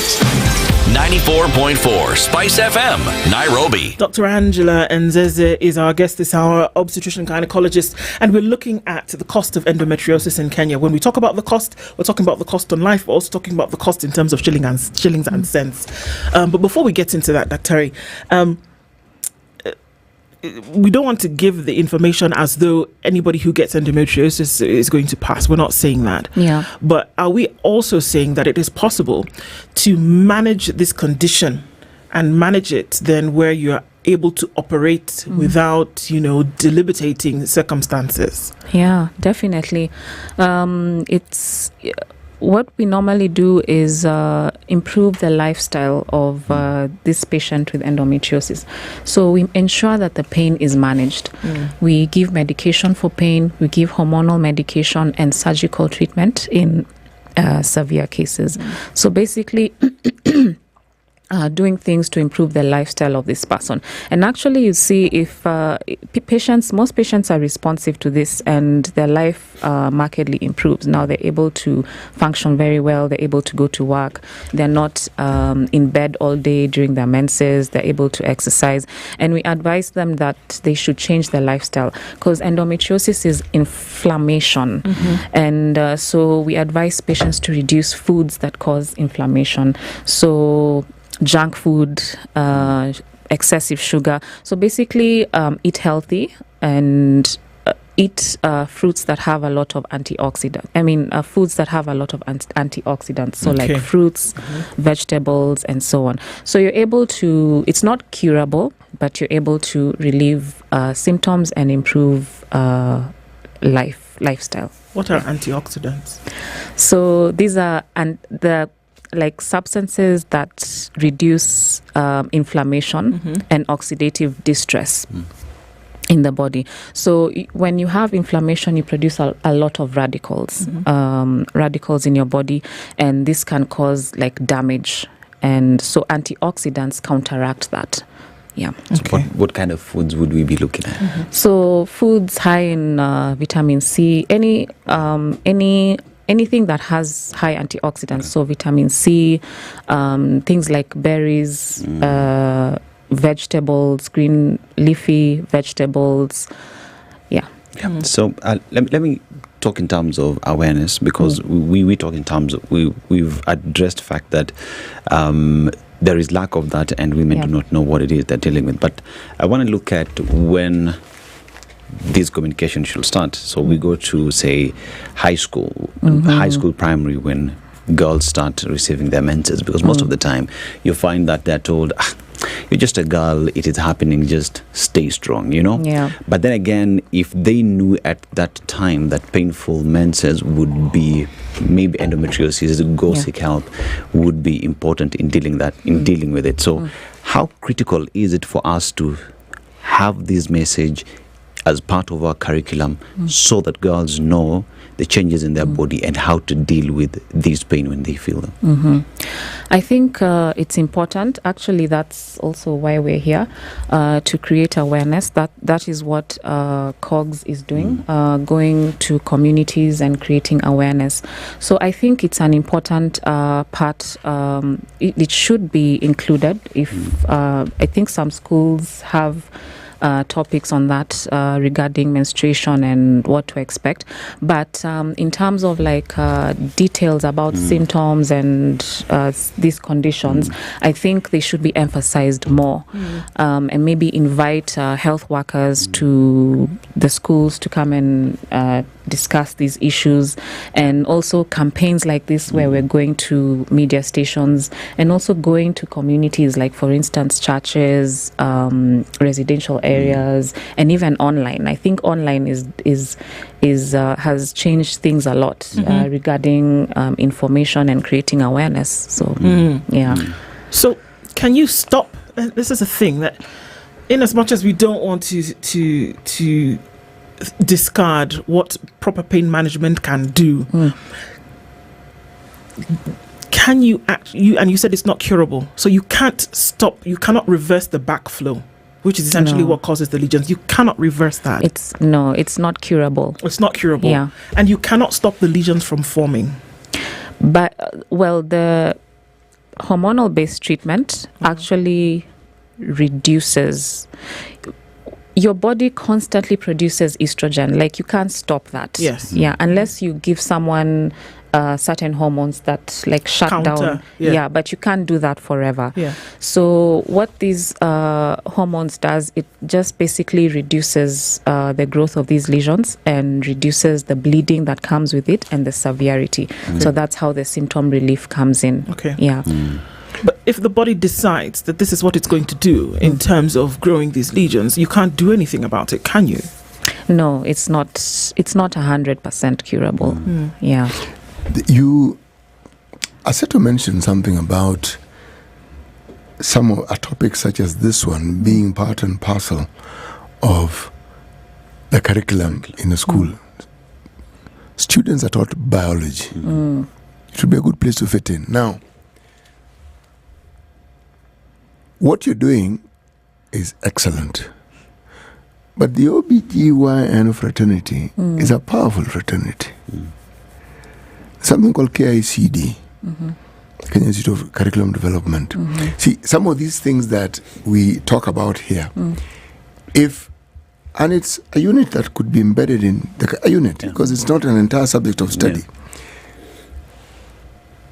Can you imagine the suffering and the pain through ignorance that could be avoided? Why I say you're a powerful body is because anyone who has a wife, has a child, has a daughter, anyone who has grown up, an OBGYN practitioner will have participated in their being alive and their visiting the planet Earth, isn't it? Yes. So I'm sure they're listening, and that is why I'm saying it. Sometimes getting involved in something, the preventative approach to it could be useful. Now my question, do you think it's possible? I think it's possible. I think when it can also start from the family level. The parents, whenever they come to visit you as a practitioner, as a gynecologist, it's important that we pass this information to you. And now you pass it to your children. Have discussions with your daughters about menstruation, just the basic knowledge, what to expect, and discuss these symptoms from there. And then encourage them to come and visit an OBGYN for to talk about the symptoms they're having, and also just to create this awareness in every visit. So I think it's possible at that level, and it's possible at the community level, and it's possible even in the schools. I think schools should also invite, which actually happens. I mean, I've also been to schools to discuss these issues. I've also had get-togethers with young children in that age group and discuss these issues and what to expect. So it's something that's actually happening. How regularly is it done? I can't give you an exact number, but how many times in a year, say? Oh, it's very frequent. It's even done individually. Not only COGS does it, but also individual doctors also do it on their own. So it's, I'd say, It's done regularly. Regularly, yeah.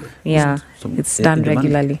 So in the management of endometriosis in the country, one would assume that the Ministry of Health has picked this up as a concern because of the numbers that you're dealing with. You're dealing about 2.8 million, that is just stats.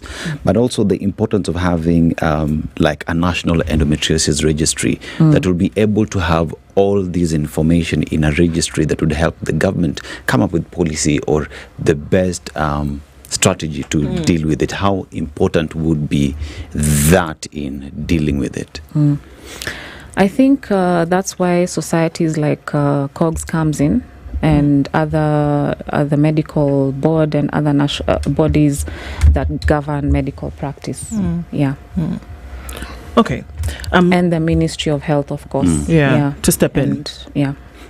Okay. So because those numbers are large. Those are many numbers, and unfortunately with something like this is that the less you talk about it, the more that those who are in the problem will remain in the problem without getting the help that they need. Because that's the thing with something like this, that you will go to your nearest chemist pharmacy and you'll get a painkiller, not really sure of what is going on and knowing that it can actually be managed. But we do answer questions from folks who are clicking in onto our socials this morning, and we'll repeat these things as much as we need to, because one question that has come now is that, is this preventable? Is endometriosis preventable? And if so, how? So lifestyle change.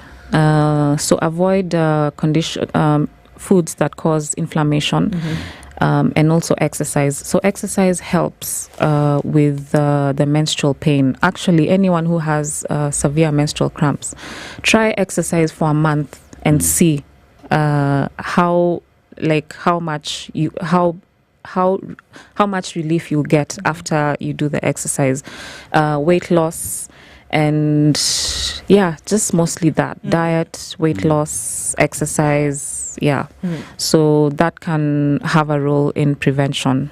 I'm trying to imagine folks who unfortunately meet the greater percentage of the spectrum who don't have access to this information, and that they're young girls and young women and even older women who've maybe suffered the entire range of their life from something like this and have no idea, and just somebody knows that in 4 or 5 days every month I'm going to have this terrible pain, and then we don't know how to get over it beyond taking a painkiller, which probably is not even sufficient in solving that pain at that time. And I know it's a difficult question, but I got to ask it. How do we help those girls, those women? You mean those who cannot access healthcare, or those who cannot even access the information? I have no idea what's going on, and I'm not even going to think about, well, let me go see an OBGYN, because number one, I can't afford it. Number two, I don't have the time. Number three, okay, maybe it's just normal. He's only vitu za mama, which is what we hear. So to anyone listening this, I'd encourage you to have this health-seeking behavior. So if whenever you feel any symptom, anything in your body, first thing is seek help. Those who don't have enough knowledge about it, this is why we're creating awareness about it. So, one of the things that is always a mystery to most of us is how our body works.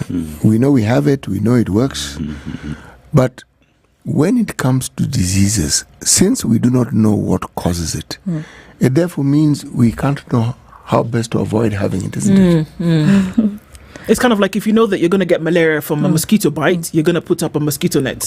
Yes. Or if you're going to go to a malaria-prone area, you will take an anti-malarial. Yes, or you spray some anti-malarial something to the point where it's choking you, and hope that it will also choke the mosquito in the process. Yes. So basically just increasing awareness. Yes.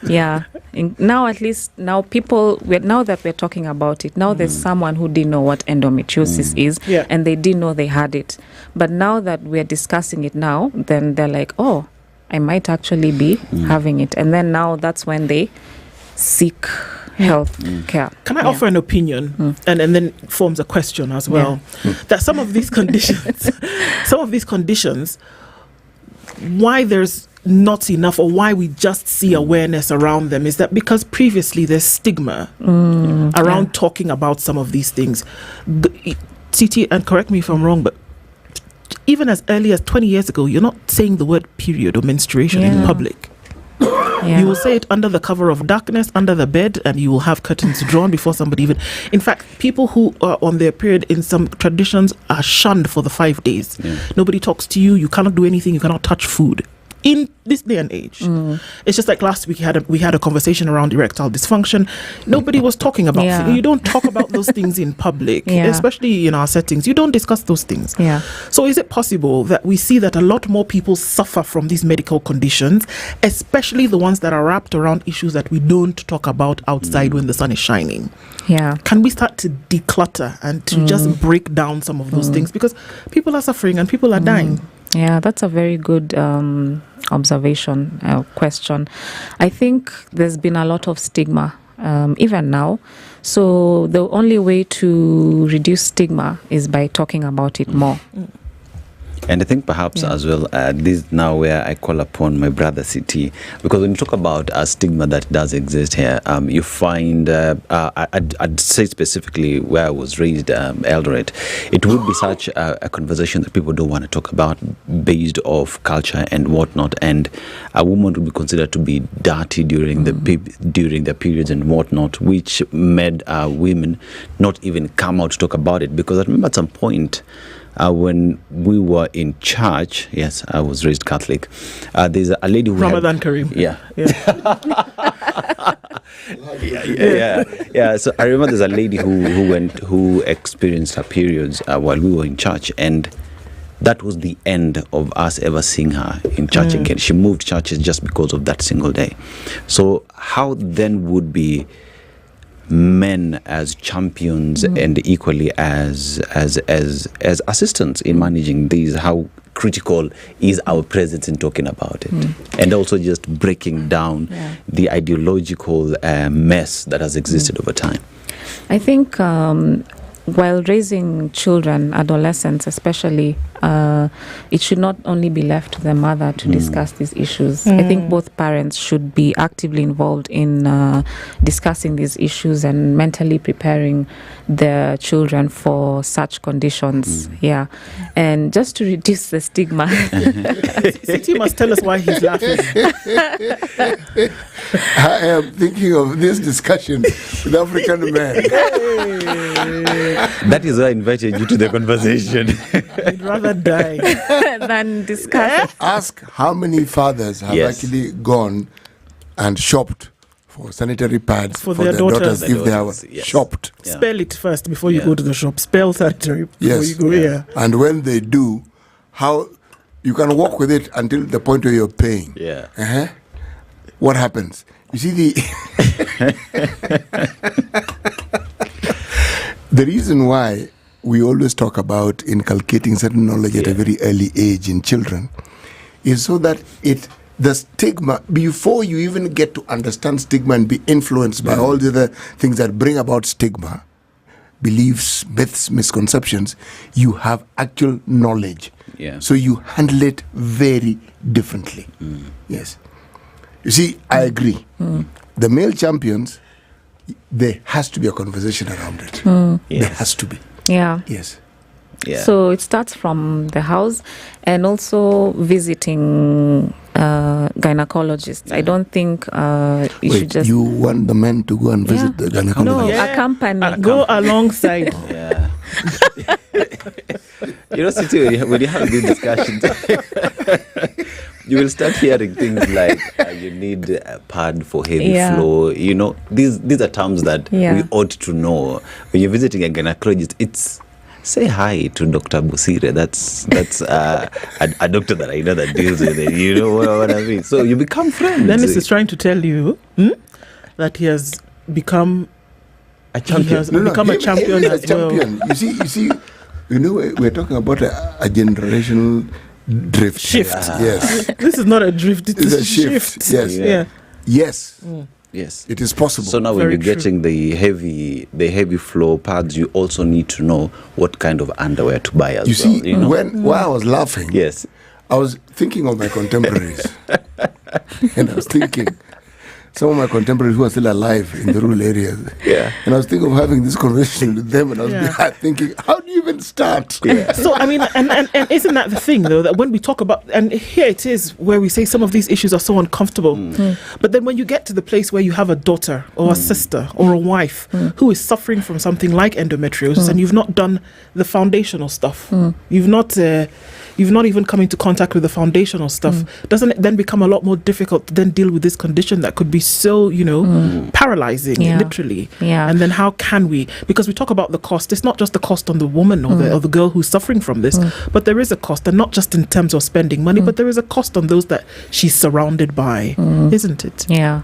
So I think the question you asked about the curriculum in schools, I think this should involve, like when you're discussing it in schools, especially mixed schools, so both the male and the female will be in that classroom listening. So from an early age, the boy will grow up knowing these conditions, and by the time they're older, then they'll have that knowledge, they'll be aware, and maybe that will also help in reducing the stigma and that fear of men discussing these issues. So by the time it's reached that time, discussing these issues will be normal for them. Yeah. But let's look at now about cost in terms of shillings and cents. To get her a laparoscopy, and then to even you talked about an MRI preferable over a normal scan. Yeah. What are the costs of some of these things today? I'd say it's costly if you look at it in the long term. So let's start first with now seeking healthcare. Patients have this habit of moving from one person to the other. They can even move around a whole floor, a whole building, seeking second, third, fourth, 10 opinions. So already that's a high cost. So consultations, seeking that healthcare. And then you come to the investigations. So an ultrasound may not pick it up, as we said, very well. So an MRI is the gold standard for that. That's also costly, especially for someone who doesn't have insurance. What's the least cost of an MRI today? On average, 15,000. Exactly. Yeah. So that's high. Then we go to the medication. You don't just take the medication once. It's a chronic condition, so it's long term. So that's also costly. And then you look at your lifestyle. You have you're in constant pain all the time.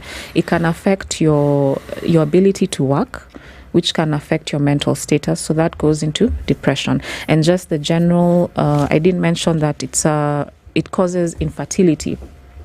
That's actually a major complication of endometriosis.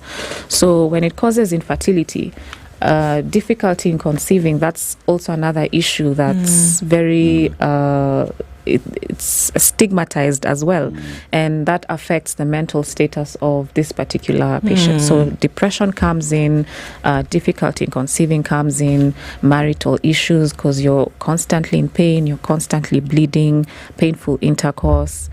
So if you look at it overall, it's costly. Travel costs to the hospital because it's recurrent.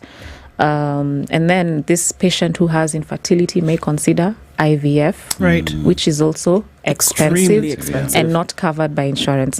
So in the long term, it's costly. I mean, one of the things that we didn't, focus on, and you've mentioned it, is that some of the effects of endometriosis are some things that we see, and as you talk about, difficulty conceiving, and so the chances of somebody with endometriosis then having especially in the extreme cases, having a child later then is reduced significantly just because of this. And you're just looking at some of the challenges that women have to go through. Therefore, the reason for us to continue to spread awareness about this. Do we see, and really quickly, Dr. that there are women who suffer from endometriosis who will then conceive and do so normally and then go into normal childbirth? Yeah, they do. Yeah. Once you relieve the symptoms, you give them hormonal medication, relieve the pain, they actually conceive and they carry normal pregnancies. Yeah. Okay. Always good to spread this information, and we want to make sure that we can always talk about some of these things that affect people and that we can raise awareness about and keep talking about them. Shun the shame, essentially, and to continue having those conversations. And we're very happy and glad that you joined us to do that this morning on our Healthy Friday conversation. Dr. Maybe you can also just quickly give us a contact that folks can get in touch with you on, Daktari. Okay. If they need to. So my Instagram, Dr.Anzeze, and Facebook, Doc Angie Anzeze. Same Dr.Anzeze on Facebook as well. Okay. And my office is at, can I mention that? Please do. Yes. Okay. My office is at Prof. Nelson Awori Center, 3rd floor A5. And yeah, anyone who has a question can reach out on my Instagram. And you will answer. And I will answer. Fantastic. That's a Healthy Friday conversation this morning with Dr. Angela Nzeze, OBGYN. We've been looking at endometriosis in Kenya. These conversations continue. Good morning. It's 8 a.m.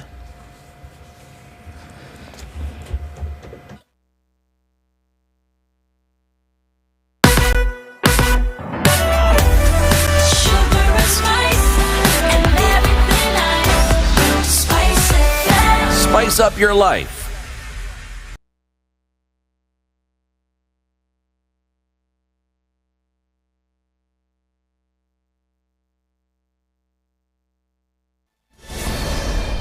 Good morning. This is the News Wire. I'm Edwin Lisamira. The new university funding model will be implemented with modifications after the Court of Appeal gave the government the green light to continue implementing the contentious model. On Thursday, Education CS Julius Ogamba said the government would comply with Wednesday's Court of Appeal order to publish the framework of the modified model in 14 days.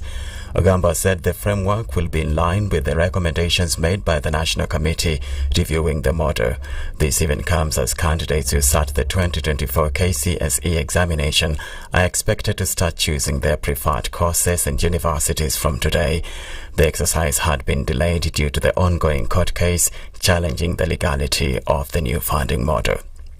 Former Prime Minister Raila Odinga is expected to leave the country today for South Sudan to discuss the circumstances surrounding the arrest of first Vice President Riek Machar with President Salva Kiir.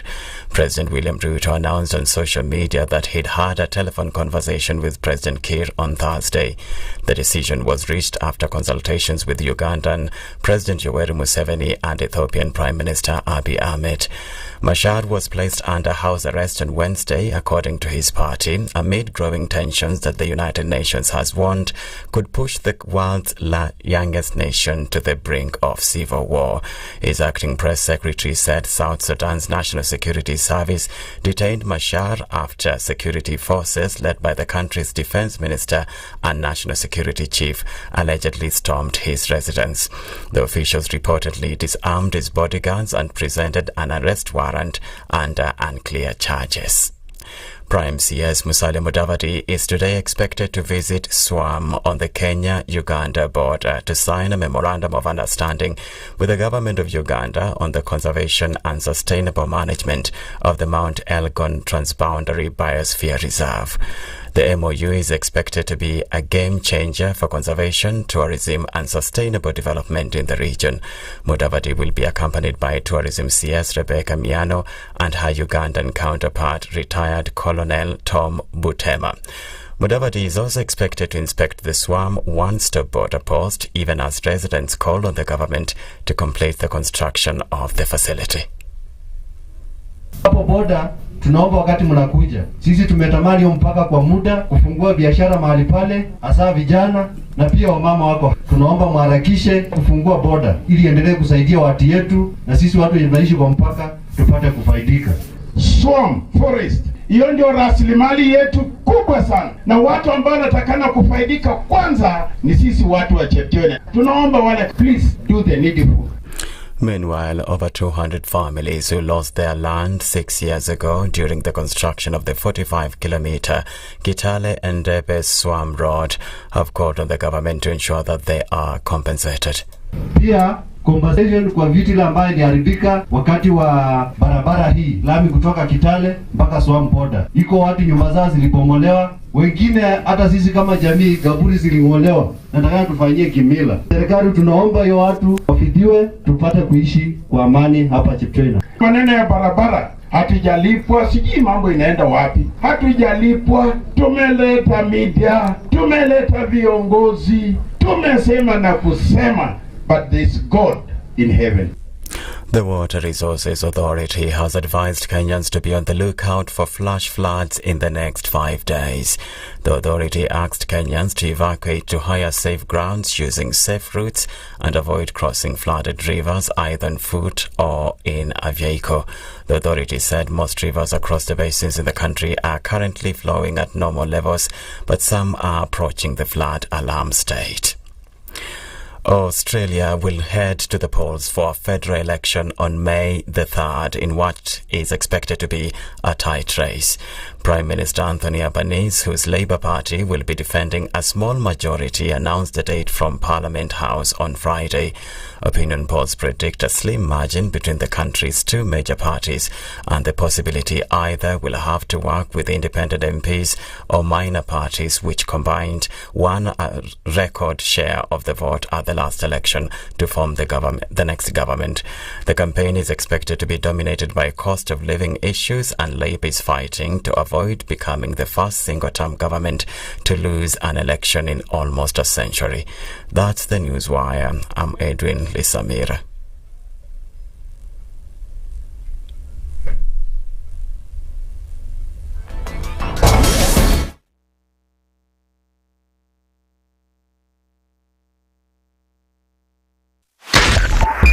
.5 Spice FM, Kisumu. In this country, 6 families and 8,000 Kenyans control 90% of the GDP. We are not a country. We are a plantation. We work for Ruto. When you're telling the judges court orders are papers or they will not obey court orders, they're sitting and you're seeking orders from them.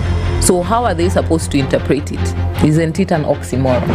When you see a judiciary that seems to be under some control somewhere, you start questioning. We have very powerful governors, but they don't use their offices to serve the people. If you are not shameful to do what you are doing, why should we protect you? I'm human. Everybody's human. So when you're told, kuja tuongee, I mean, you'd be a fool to say, stagi kuongea. Conversations have to be had, you know? People in leadership should only go into leadership if they are ready and willing to change the lot of the people. The Situation Room, Kenya's biggest conversation.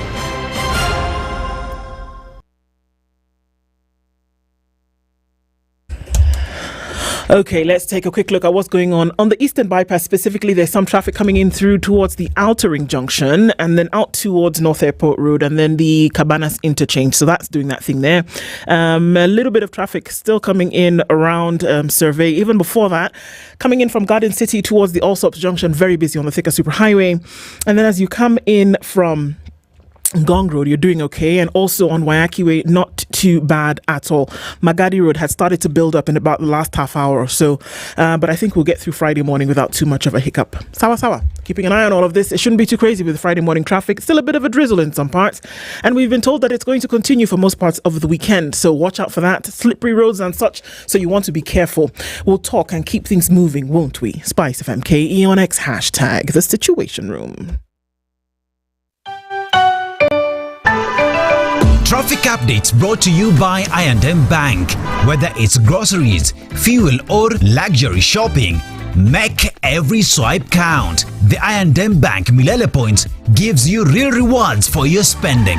What's even better, every 20th customer to get the card gets 50,000 Milele reward points worth 50,000 shillings.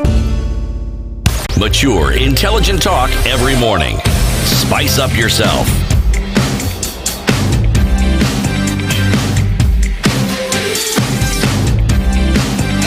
Mornings done right. 94.4 Spice FM, Nairobi. It's 8 minutes after 8 o'clock, and we're getting into the third hour of Kenya's biggest conversation this Friday morning, wrapping up the week with essential conversations, important ones necessary to have. Okay, so before we get into that, we want to go into the weekend remembering that there's a date called April 21st. It's coming up, and certain things should be done by then. What? Applications where ALX pathways that will get you young graduates from Kenya, from high school, getting you to universities abroad. And what universities are we talking about? We could just be here talking about it, but let me just take you through them. We're talking about universities of Vanderbilt University, Macalester College, Patton University, Hamilton College, Bates College, Tufts University, UC Berkeley, or the University of Chicago, and many, many more. All you need to do is just get in and apply. You will be given mentors to guide you through these using the LX pathways. And where you get all this information, bit.ly/LX pathway SFM. Bit, that is bit.ly/LX pathways FM. Okay, right. Man like CT, you know what you do?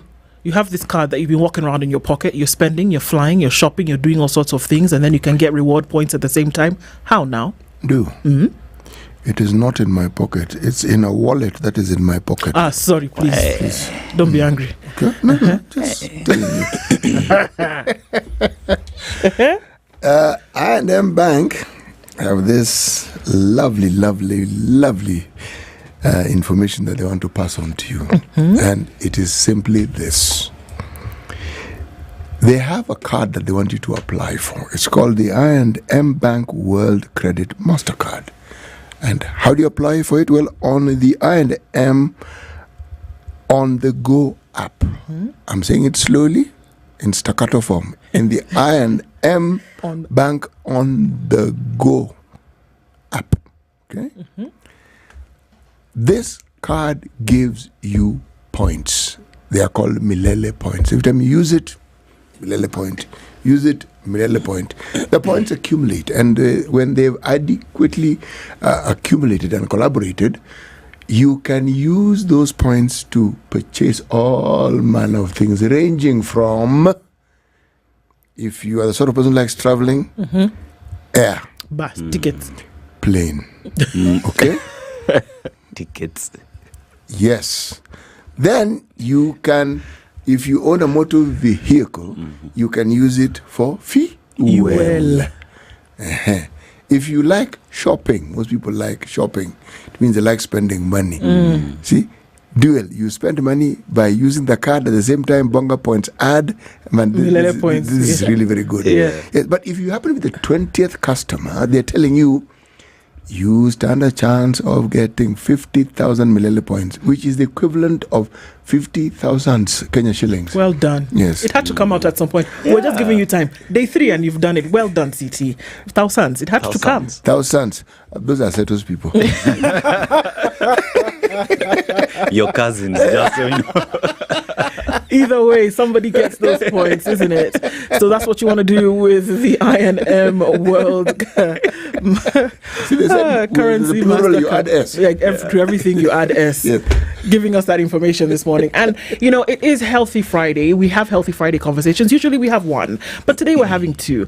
And a conversation that we're having this morning is going to be helped looking at chronic disease care in Kenya. On the rise, on the increase. But before we get into the details of it, Faith Ohwisa Okwayo is here with us this morning. She's the chairperson of the Chronic Disease Society of Africa, and she joins us this morning. Faith, good morning. Good morning. How are you? I'm great. Karibu sana. Thank you so much for being here this morning. We will be looking at a number of issues, but before we do, let's welcome you to the show properly. You've done an amazing welcome for us here this morning, and it's just really good. I mean, I'm still gobsmacked, and it's just great to have you here. Thank you so much. You've come, it's typical African, don't come empty-handed. My mother and father used to tell me that all the time. You don't go somewhere empty, but it's really great, and we just wanted to recognize you for that. You're welcome. And as we get into it, CT has a proverb. I do. He goes to a different African country every week. And when he comes with proverbs. So he'll tell you where we are this week. He'll tell you the proverb. And then we'd like you to interpret that for us. Okay. The proverb you will is very survive, simple don't worry. and straightforward. And what we want is your interpretation. Okay. Not the interpretation you think we want to hear. Okay? Yours. Yeah. If I say something and you said, I saw a bird flying in the night. That's okay. That's it. That's okay. Yes, it's fine. That's what you saw. Isn't it? Yeah. So you tell us. We are in the Islamic Republic of Mauritania. I've been looking at countries in what we refer to as the coup belt. That coup belt, it's literally a belt because from the Mediterranean right up to the Atlantic Ocean, all those countries. And they're characterized by one thing: they've had very many coups. One coup attempt, elected government is told, take a break. And we are seeing it even right now in Sudan, because Sudan is actually part of the coup belt. Okay. Now, the thing about it disturbs me. It disturbs me because you look at these countries and the problems they have. They're all rich in minerals. Even though this particular country, close to 90% of it is the Sahara Desert, but they're rich in minerals. And yet, their people are some of the poorest, and the country itself is one of the poorest countries in Africa. You see, poverty is measured in the people and their livelihood and their well-being. If people cannot even get certain basics, then you are definitely poor. It's not measured by the people in the country who tend to be obscenely wealthy, not those ones. Anyway, the proverb. The bigger the head, the bigger the headaches. Wow. Yes. The bigger the head, the bigger the headaches. Yes. I think my interpretation would be when the head is big, it increases the surface area for pain. Very good. Do you think people who have big heads don't have big heads? Or if my pain is excessive in the head and I know that my head must be big, that is why I have a headache. Technically, I'll agree. Directly proportional. Yes. Yes. Okay, now apply it for us.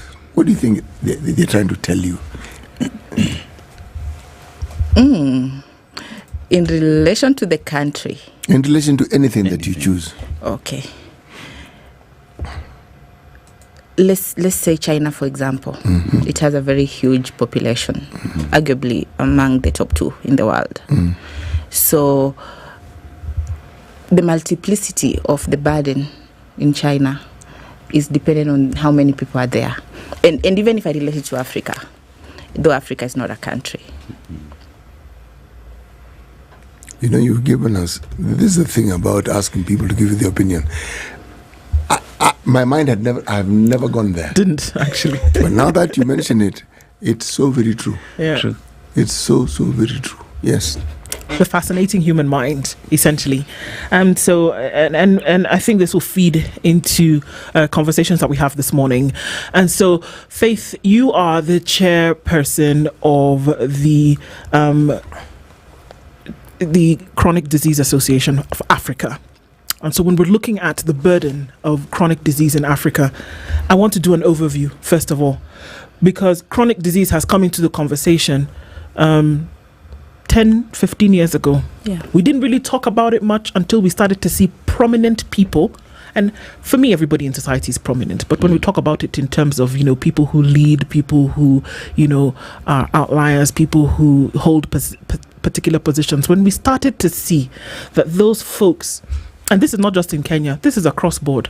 When we started to see those folks affected by some of these chronic disease, then we started to sit up and pay attention. Leave alone that we had Abuja conventions and things like that, and declarations and, things that happened in Maputo and Gabon.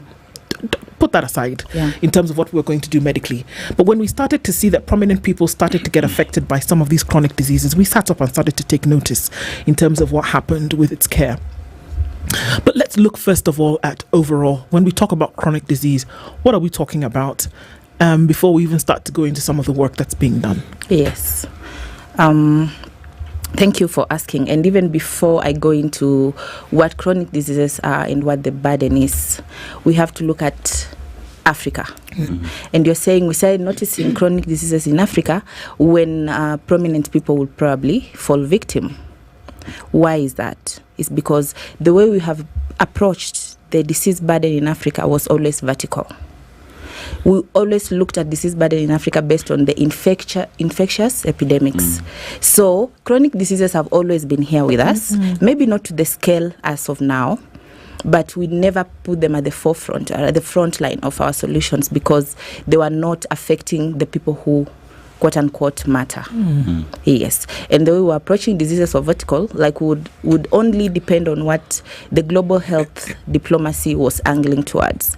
Let's say, for example, the heavy funded diseases were the malaria, the HIV, and the maybe tuberculosis, which some of them are both chronic and infectious.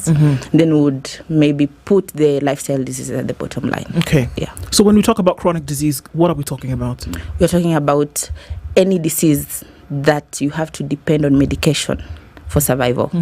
It's a self-management disease. It's a disease that does not have cure. That's a chronic disease.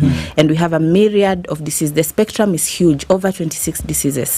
There are so many, ranging from cardiovascular diseases to diabetes, to lupus, to even sickle cell anemia, to cancer. But is cancer a chronic disease? Because cancer can be cured. It can be, you can be cancer free. But is it named as a chronic? I mean, we see that it's often lumped in chronic disease, chronic and critical care, and cancer finds its way there.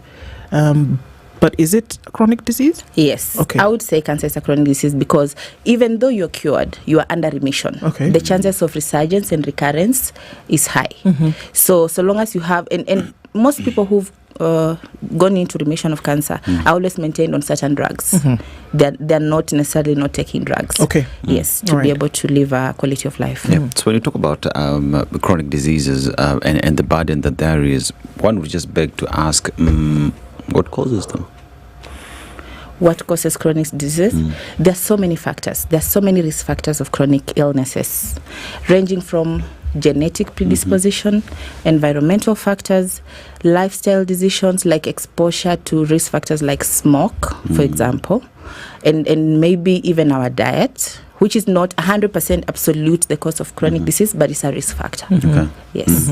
So with the risk factors that are there, because I know now one would go granular in specific disease that one is dealing with, but now that brings forth the entire conversation on research and development in terms of just understanding what affects us most and having data on that and be able to respond to that. So as a body that deals with this on a daily basis, where are we in terms of research to know our burden when it comes to NCDs?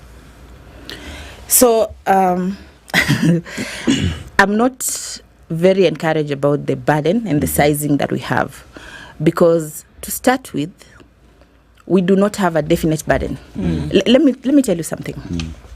You'll find even from the Ministry of Health and our research institutes like KEMRI, they rely on WHO data to tell us what's the burden of a certain prevalence in Kenya.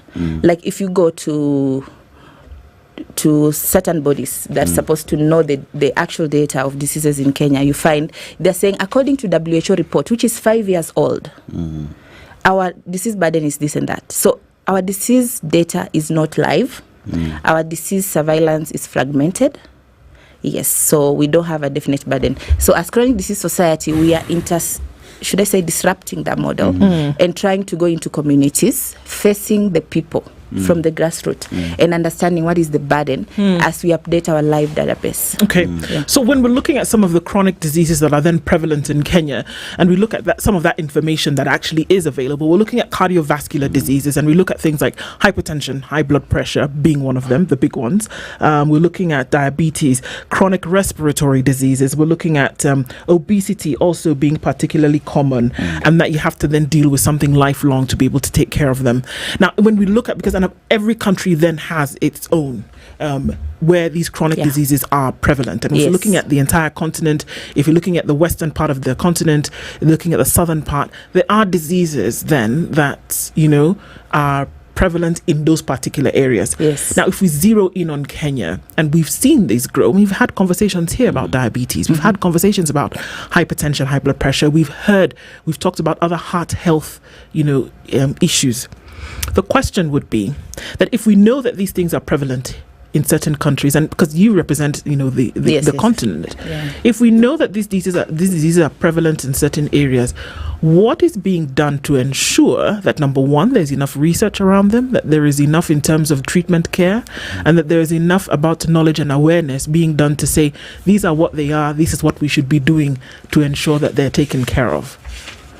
So a lot is not being done as effective as it was done on other diseases, like, let's say, when we are combating HIV, for example, which was a USAID heavy funded program.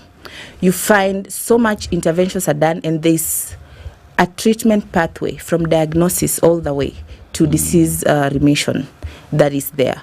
But for chronic diseases, it's quite fragmented, and we are trying to introduce policies and let's say, for example, global health diplomacy policies that will combat these diseases, because there's a cross-border effect. There's some commonalities between countries of different burdens. So, for example, let's talk about obesity. Obesity is a disease that predisposes somebody to 18 other chronic illnesses. Okay. Yes. So the first strategy you will have is preventative health, because if you prevent people from getting to obesity, then you're preventing 18 other chronic illnesses. They are called multimorbidities that come from one particular disease, especially the metabolic ones that expose you to other diseases. Such as what? Now let's look at, so if you're looking at essentially the father of them would be obesity. Yes. What are some of the things that we're seeing that would come as a result of these? So obesity, of course, makes you have a lot of visceral fat, and some visceral fat. There's fat that's good and there's fat that's not good. So visceral fat is not good. Visceral fat makes your organs vulnerable, like your liver function, your kidney function, your heart function. When you have a fatty heart, fatty liver, it's not optimum. So you find you end up now having hyperlipidemia. So there's so much lipid being produced, lipidemia and hyperinsulinemia, which causes diabetes. Just say, break them down, please. So hyperlipidemia is when you have a lot of lipids than you need. Hyperinsulinemia is when you have too much insulin that leads to insulin resistance. Like when you have too much of something in your body So how do that you don't need. How do you have too much liquid in your body, and how do you measure when it's enough or when it's too much? So basically, when you're taking, and I do want to go into the nutrition discussion. The reason why I'm mentioning it is for our audiences to hear Yes. and understand, because some concepts may be easy to understand to somebody who already understands. Yes. But when it is spoken of, someone says too much liquid. What should I not drink? Water? What should I? Yes. No, too much lipids, fat. Oh, see, liquid.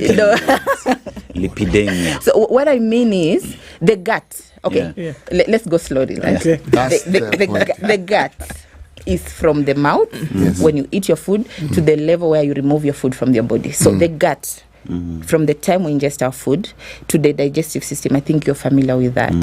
So that process is what exposes us to 70% of diseases, because our immune system is literally within our gut. So when we take care of our gut, which is now what causes obesity, the gut and other metabolic functions, because also obesity is a chronic illness, meaning you don't cause it upon yourself. It's about your hormone balance and all that. So when you ingest food, if you're mindful and well educated, that's why we're doing a lot of patient education. From the time you're eating and you're aware, bringing awareness and self-management to yourself, then you'll prevent a lot of diseases just by being aware. Okay. Yes. Now, I want to graduate this just a little bit, because there's always the awareness that you built amongst yourselves. If I suffer from something, CT suffers from something, then you're taking that responsibility and you're going to, you're seeking care, and somebody's dealing with you here. But when we talk then about an umbrella whereby the people of a nation are supposed to be taken care of, in terms of spreading information and communication, in terms of making sure that initiatives are out there. We know, for example, the Ministry of Health in Kenya, under the likes of Dr. Mtandachero, for example, are leading initiatives around preventative care. Yeah. Now, when we talk about preventative care, that means it's very important for you to know the quality of the food that you eat, the source of the food that you eat, and spreading that information around. But are we really doing enough to understand some of these things? A lot of these initiatives are insular. If I have somebody who suffers from hypertension, it is a chronic disease, I'm dealing in that little space. But when we're trying to look at the disease burden of a nation being lifted, then this information now must graduate from here to here. Now, what's being done to ensure that that is actually happening? The macro level of intervention needs to be handled after we understand the size of the burden. So what I would say, even before I answer your question, is this country needs a digitized record, a digitized medical record. Because when we are going to community diagnosis, in the medical camps we do, you find we are having a lot of data gaps of even understanding what is the size of the disease burden. I'll give you an example before I land. In our last camp in Nyeri, we found the burden of hypertension there is over 23%, right? But you'll find the cardiovascular center, or the Center of Excellence of Cardiovascular Hospital, like Tenwek, is in Bomet. Meaning, the data is mismatching the provision of services. So when you're putting a cardiovascular center in Tenwek, yet Nyeri needs one, it means you've missed the data of where is the heaviest disease burden of hypertension. Because you find even cervical cancer, we need to have a cervical center in a place like Sega, Homa Bay, Siaya County, because the prevalence there, when we've done early detection, because we do a lot of early detection camps as an intervention, you find out of 100 women, 65% of a certain age will be presenting with need for further checkups because they're presenting with HPV virus. Hang on. You understand? Which is crazy.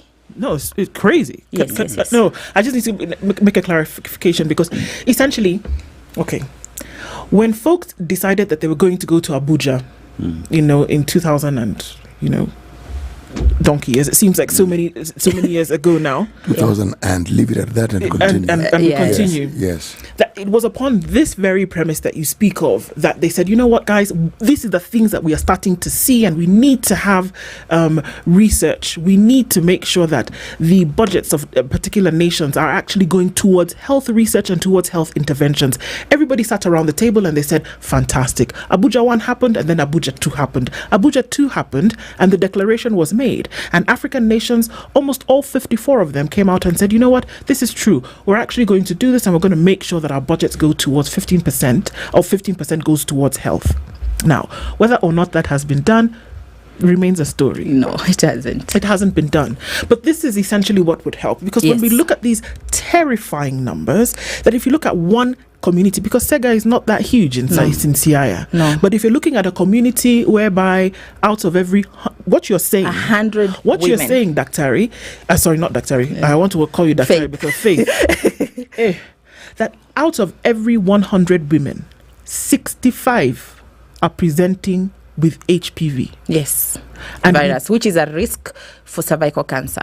And we don't have critical care scanning interventions in that area, for example. And even we have vaccines, controversial vaccines, but I believe in vaccines, and education needs to be done in that area because they're not controversial. But the controversy is introduced by people who are not understanding the information that are expiring at the ministry or at Kenyatta Hospital, expiring in their 95,000, 100,000 vaccines expiring. When kids in that area, which is prevalent with HIV, need to all be vaccinated against HPV virus, because already when you have HIV, you're highly likely exposed and predisposed to cervical cancer. So is our data segmented and stratified well enough? We need actuaries to come and be part of the solution and the intervention so that we have predictive models that are helping have targeted solutions for different, because you cannot have a one size fits all for healthcare, especially chronic health. Doesn't the Ministry of Health have actuaries? I know it does, but we're just saying we amplify their work and strengthen research so that we are having impactful decisions, because you find we export all our data. Yes, we collect data in a very fragmented way, export it to WHO, just to name what I know. And then WHO processes this data, returns it to us, And even sometimes after the big farmer has consumed it for their production, right? And then we now get 5 years later the results of this data, and we say our prevalence of diabetes is 4%. You start with it's who 5 it years is, old. who sponsors the research in the first place. That is the thing. Yes. So WHO has sponsored this research, then they deserve to have the data. But what happened to our own national registry, our own national data, where we have everybody with their patient history and the patient data in one particular database that the government can use? You know, if you look at let's talk about the medical fraternity. Yes. And no, let's talk about our education system and at what point people come into contact with the concept and principle of research. And then look at how it is proliferated in our schools to institutions of higher learning and the focus that we give it. When you are a student, you will be required to do some research on a certain subject. And for many people, that is the last time you're actually involved in that process. Before you graduate. Yes. If you go for a master's program, you will need to do the same. But beyond that, this is manifest in our universities. You look at our universities, the research discussion is not what it should be for a research institution. So now, if we don't have that culture, when one leaves the learning institution and goes into the workplace, you are heading something in a ministry, whether it's agriculture, whether it's health, whether it's education, and that is not something you've given priority. How will you then treat research? Because in the absence of it, the credible data you speak of is not possible. Very. And I'm so happy you've noted the root of the problem, because we start education on research too late on the trajectory of education. Yes. I'm a researcher by profession. I'm an actuarist and a researcher by profession. And I've done research. I've had the privilege of doing research in 16 African countries for the past 8 years. And I can tell you, from my experience, there are no local infrastructure to strengthen even the ethical collection of data, preservation, and protection than usage of this particular data to predict outcomes, because we are here to improve healthcare outcomes. I did not even mention the whole purpose of Chronic Disease Society is to improve patient journeys and to ensure that the health outcomes are good. Yes, you have diabetes, but it's not accelerating to something else. You know, most people you find have 2 or 3 chronic illnesses. They have diabetes, hypertension, cancer, kidney failure, you know, at the same time. Yes. And it's very, very... And usually they are related. Yes. Yes. They are all related. So if you manage your diabetes well, we will even reduce our cancer rates. If you manage your hypertension well, we will reduce our kidney failure. Okay. So I'll come to the numbers of that. Okay. What I'm trying to answer you on the research part is strengthening our ethical systems and digitizing. You see, the way when you're born, you have a birth certificate. That birth certificate has a unique number that no one else shares, right? Why can't we use that unique number to uniquely unify people and move with their patient histories from the time they are born all the way to mortality? You'll find we collect data in reverse in Kenya. From my assessment, I could be missing some things here and there, but what I know, they collect mortality data. We collect a lot of data.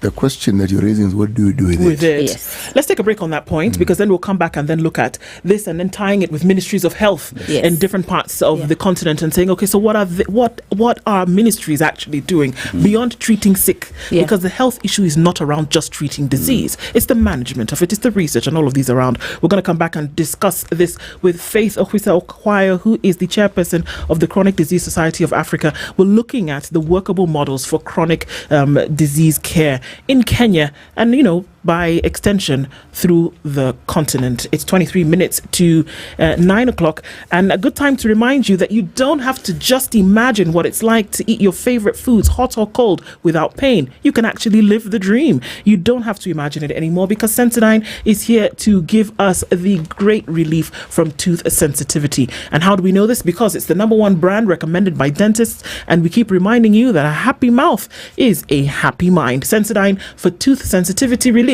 and everyday oral health.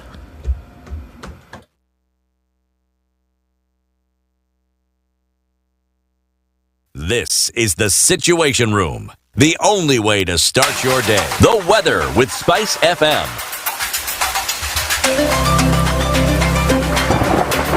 Still kind of dark out in Nairobi, 17 degrees and cloudy conditions. It's cloudy at 16 in Nakuru and 18 and cloudy in Nyeri. Cloudy at 16 in Eldoret, while Mombasa is cloudy at 26. Malindi at 28 is cloudy. 22 and cloudy conditions through Kisumu with highs of 25, while Kakamega at 19 is mostly cloudy, going to highs of 24. The rain continues into Kampala at 21, while Dar es Salaam at 25 is partly sunny. Johannesburg is raining at 15, and it's 30 and sunny into Mogadishu with 17 and sunny conditions in Addis Ababa. Mostly clear at 27 in Lagos with cloudy conditions at 25 in Kinshasa.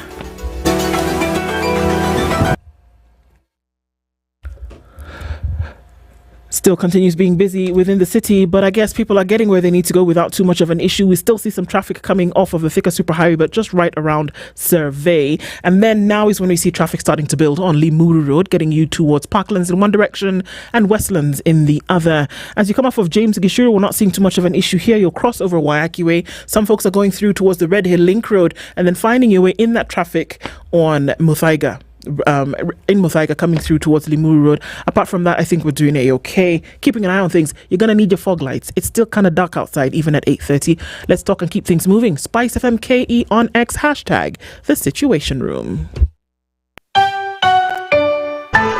Traffic updates brought to you by I&M Bank.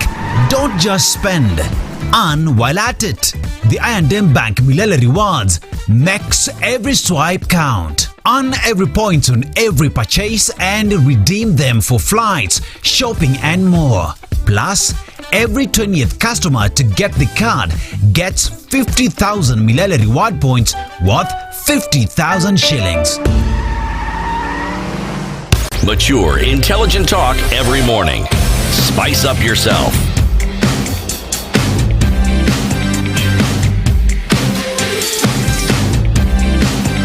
Mornings done right.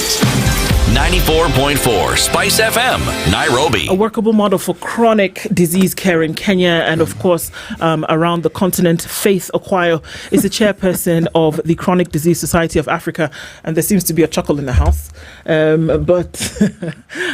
So even as we look at some of these issues and looking at the vanguards of these processes that we speak about, are ministries of health around the continent. And it just seems as though I wonder who went. I mean, we know that healthcare professionals, we know that research organizations, we know that governments went and signed this Abuja Declaration. We know that happened when we're talking about research and what needs to go. Because when we're talking about disease, the burden of chronic care, we are talking about what research has been done to know that, number one, you know the numbers of the people in the country who are suffering from heart disease. You know the numbers in the country of people who are suffering from diabetes. You know obesity and the what did you call them? Morbidities that come along, yes. Comorbidities that come along with all of this. You know, and that is all heavily dependent on research. Yes. We hear this story that, you know what, we're dealing with heavy curative care. That means people are already sick, suffering and dying. And that's where we spend most of our resources and our attention. But now they've tried, we've said, let's take this shift now and try to move it this way so that we are dealing with preventive care. But in order to do that, you need the numbers and you need the research. So it seems like a no-brainer to me then that you would then now invest in research, because now what you do is that you're able to then find folks before they get sick and then insert those interventions to ensure that your curative care burden decreases. Are we seeing that there's that move in that direction? Albeit very slowly. Okay. We have visions, yeah? You can see the Ministry of Health is very ambitious. You've seen with the SHA model, right? You laugh, so. Yes. Because it's a very ambitious model. However, you find it's mostly capitalistic than social, because health is a human right. We can never approach it as a business, right?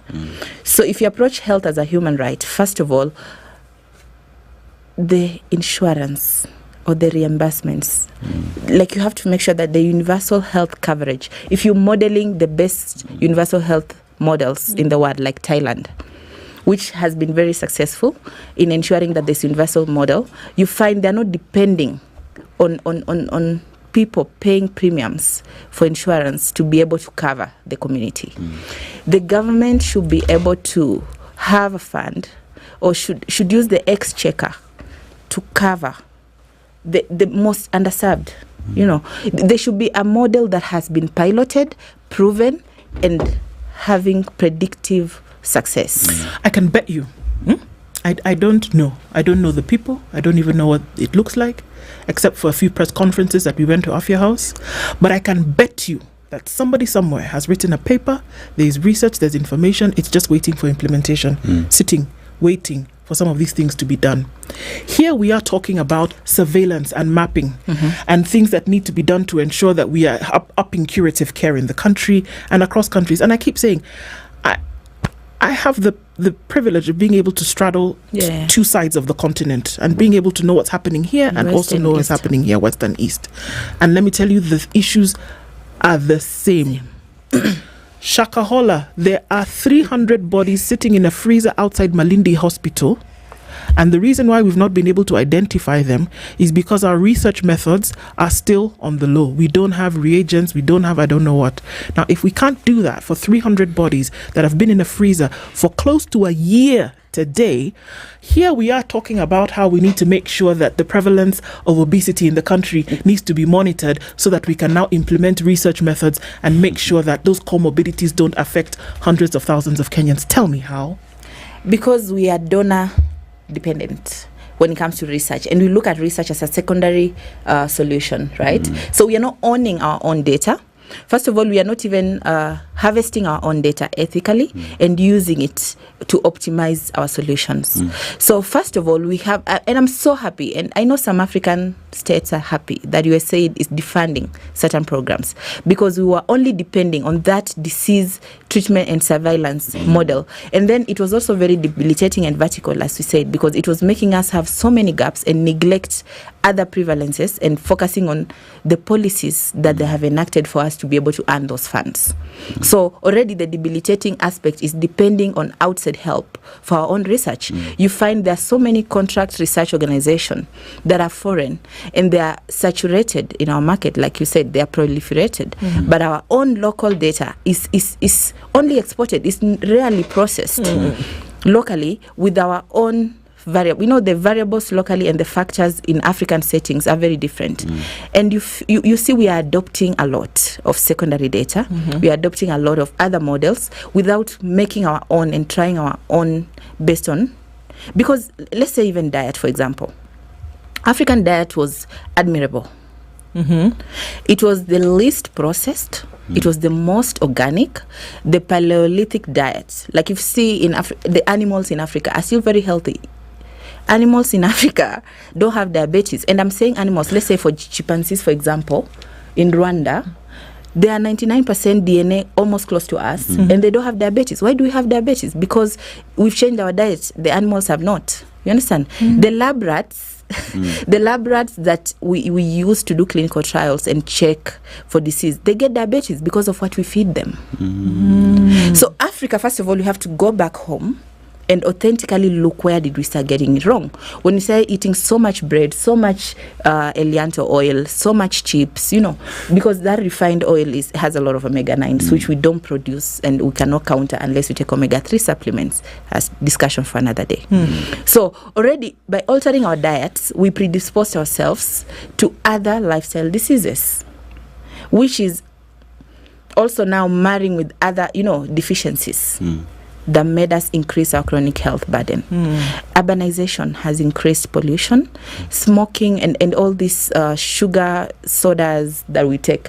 And if you ask me, I would say the government should heavily levy these products. Number one, to increase their prices so that we reduce the disease burden. And number two, the levies should then go and fund health insurance. Yes, the levy should then go and fund health insurance so that you find our people who are underserved and underprivileged. The border menace.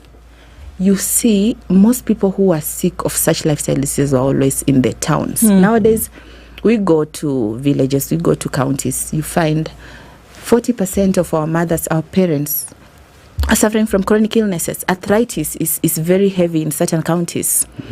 you find certain cancers are growing in their prevalence. Why?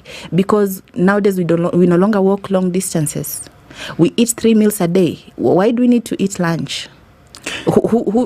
Africans used to eat once every 36 hours, and we would live for long years. Yes. It's a myth, eating 3 times a day. Every 36 hours? Where is this where they eat once every 36 hours? Every 36 hours is like 1.5 days, right? We would eat once. I'm talking 100, 200 years ago, because we had to hunt and gather our food. Okay, right. Right? So the process of hunting and gathering our food improved the resilience, the autophagy, where our bodies will clean themselves, and then we will automatically be healthy. That discussion is really broad, because if I throw in the mortality rate, child mortality, I talk of mortality among adults, it was even higher in that period. And we'd say it is because of this and the other. The point you make is a valid one. The awareness that is sought is inadequate, I agree. What is daunting when it comes to healthcare seeking behaviors mostly is its cost.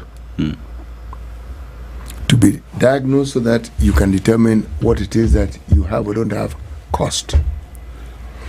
Going to a health facility that has the wherewithal to determine this, cost.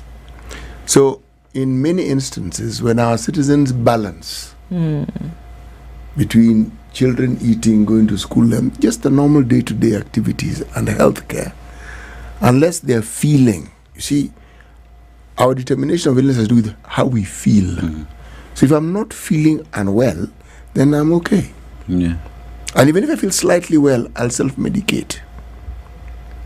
So the role played by one, the absence of knowledge, which is often referred to as ignorance, and the balancing act that one has to do when you talk about limited resources, because the most limited of these resources, in my opinion, is not the economic capacity to do things, but it's here. Because everything you've said here, we talk about limited resources. When will we get it into our heads that we should utilize the resources we have optimally? As we talk of limited resources in this country, we talk about wastage. We talk about expenditures that cannot be explained. And they are huge amounts. So this chronic disease discussion is timely. I myself am diabetic, and I'm also hypertensive. Okay? I manage my diabetes through a diet. I don't take insulin. He eats once every 36 hours. Are you on metformin? On the who? Metformin. Are you on any oral anti-diabetics? Nothing. Oh, wow. So you've been able to successfully reverse. He has. Yes. And you are now in remission. That's what they call it. Yes. There are no flare-ups. No, flare-ups, no. Okay. No. Then then we need to study you and understand what were your alterations. How did you pivot from your lifestyle choices? What did you change about your diet? Then you can even educate other people. This is interesting. If you know, I can be the CT spokesperson. Yes. You know, we can talk about that. Don't later. call him CT specimen. The specimen one. Specimen one. Yeah. Research human subject. Research human subject. 001 of 2025. So this was interesting because when this all happened, and you know, right here to be able to see that, and so we saw a CT who came from this way on a Thursday to then coming back, and it was a totally different way on a Monday. Wow. So it was cold turkey, literally, and whatever he was doing before stopped, and so and literally went from abundance to I'm not doing this anymore. So of course there was a shift. It was a total shift, and it was, you know, from here and saying I'm not going to do this anymore. Wow. But I think that we were able to see, and we could see that we saw the transition from one spot to another. And I do agree that something like that needs to be studied. And I think it segues us into where we are talking about today, that there is so much in terms of information, so much in terms of communication, a wealth of resource. It's an overload, but we are not using it. So we are not using it. So who needs to come and say, I'm going to have a conversation with CT about what you were able to do that's going to be able to help somebody else? The government. But I have to explain this so that I give it context. Yes. I knew I was hypertensive, But I had to collapse and be taken to hospital. From here, yeah. You had your Damascus moment. That wasn't Damascus, it was a Red Sea moment. And I'm happy you're sharing your story, really. Yes. Because let me tell you, out of every two, the statistics are very glaring. It's a stark disparity in our statistics. Out of every two people, one is highly likely to get diabetes or hypertension. Yes. So we are looking at 50% prevalence if we do early detection. You know, some people are pre-diabetic and they live with it 10 years before now the big diagnosis, then they say I have it. So at least you're lucky enough to get it early, be aware, and then now reverse it through early detection and patient education and then self-management. So we need to incentivize that. But imagine, for instance, if I was not able to be taken to hospital, I would, if I hadn't collapsed, I would not have known I'm diabetic. I'm so sorry. And that happens to many of us, because when we go for our medical camps, you find people only realize they have cancer at the late stage when they are 1 week away from death. People only realize they have diabetes when it's already progressed to kidney failure. Yes. So the late diagnosis burden is what we're trying to reverse. Early diagnosis, early detection is what we do most. We do community diagnosis. We go, we create awareness within a village. We go, and we need to really involve CHVs in healthcare seeking behavior. Essentially, needs to be improving the healthcare seeking behavior by integrating it in our organizations. How do you get people to actually go and get tested? How do you get people to actually go for health checks? First of all, we go to the people. As Chronic Disease Society, we go to the people, as many as we can. And we need to multiply that effort through now what you guys are doing today. When you go to them, what do you do? We ask them to do screenings. So we do what we call medical screenings and health checks. Then we do health talks. So you actually have a medical camp? Yes, we always do a medical camp. As frequent as possible. Now, when we establish there's a burden of a certain disease in an area, we can even camp there for a full week. Let me ask the question. After you leave, what then happens? Then we refer them to care. We link them to care. That is where now that gap comes in, because they know they've been told. When I talk about the cost of these non-communicable diseases, there is a cost, and a rather steep cost. Very. Now, do we then talk, the preventative aspect then spoke of, do we talk about how to mitigate, how to ensure you don't get there? Yes. So prevention strategy is very interesting, and we have to be already there. We are too late to the prevention awareness and campaign.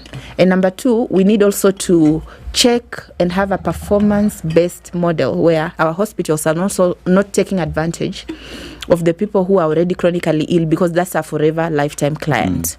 So we need to have capitations on such so that insurances can incentivize those who are doing preventative care, at the same time reward the patient-centric model where hospitals are, should I say, appraised by the patients, so that it's a care-based model rather than a profit, because once we go, like I said, healthcare is a human right. Right.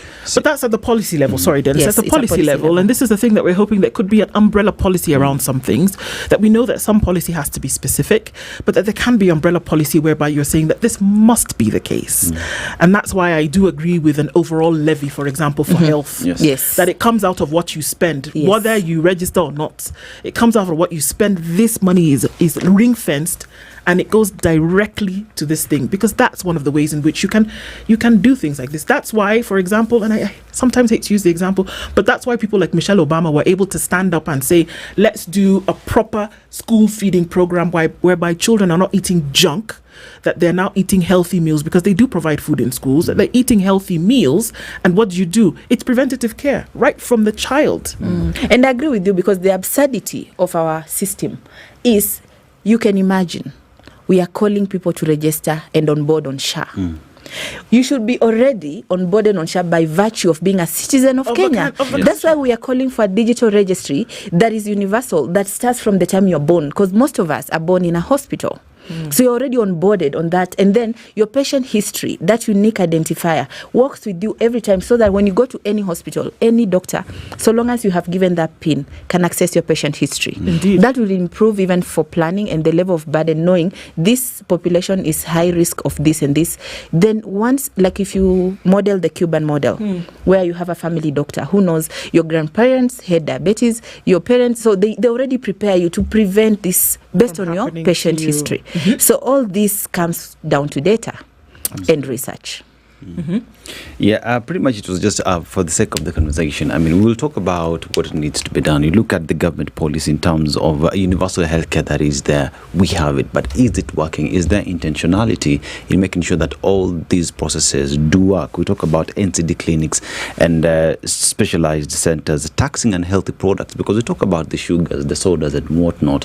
But then again, even when we tax them, where do these funds go? Like City has said, we take these tax and put it into we put them into healthcare to respond to these disease burdens that we do have. Like, for example, we have taxes on sugar. Where does it go? Do we take it back to our healthcare system to help with what it is we're talking about today? Or we're just taxing for the sake of raising revenue, then spend it on what? Wastage that City is talking about. But then again, how do we have this conversation with people like you to ensure that the government understands the disease burden and does right by the people? That second bit, they do understand the bit. So it's an integration of solutions, because you've asked many questions. let me try to remember the first one. Answer one in a few seconds. So we need a foolproof pool to fund the chronic care, because you find we are pulling from a risk pool where you're depending on people to contribute who have jobs to contribute. So I agree with you when you say the levy, like levy goods that are coming from outside. We can borrow a leaf from Donald Trump, unpopular opinion, and tax some foods that are coming literally to kill us, because they really have zero nutritional value. We don't need direct sugar in our body. No. We have taking direct, and you can eat a sweet potato and the sugar will be processed organically by your liver. But now, when you are drinking the sugar, the body is confused. It's too much. Exactly. Yeah. Look, there's never enough time to have conversations like this. I think it's very necessary that we do what we do with these conversations, that we put them front and center of the attention of those who craft policy and then implement it. Very important for us to have, especially now when the disease burden is so heavy. So we want to thank you so much for being here with us this morning, and we're looking forward to another time where we can do it again. The chairperson of the Chronic Disease Society of Africa, Faith Ohwisa Ohio, has been here with us this morning. Thank you. And we want to say thank you. Thank you so much for having me. It's great to have you here. Santi. Good morning. It's 1 minute past 9.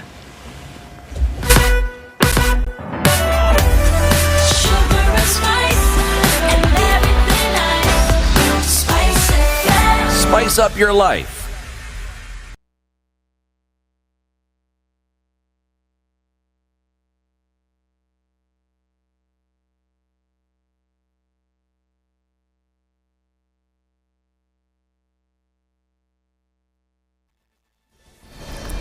Good morning. This is the Newswire. I'm Edwin Lisamira. Former Chief Justice David Maraga has said he's ready to lead the country as he accepted the Gen Z endorsement for president on Thursday. Maraga, who spoke after a public lecture in Migori County, cited his exemplary track record at the helm of the judiciary. I am discussing with various stakeholders. I will make a final decision, and when the time comes, we will say whether or not we are going through that. You know, when it comes to elective position, whoever seeks that elective position should understand or understands that he can make a contribution, and it is because of that confidence that one can make a decision whether or not he can serve. I have served before in government. I was head of one arm of government. There is no magic about being a head of another arm of government.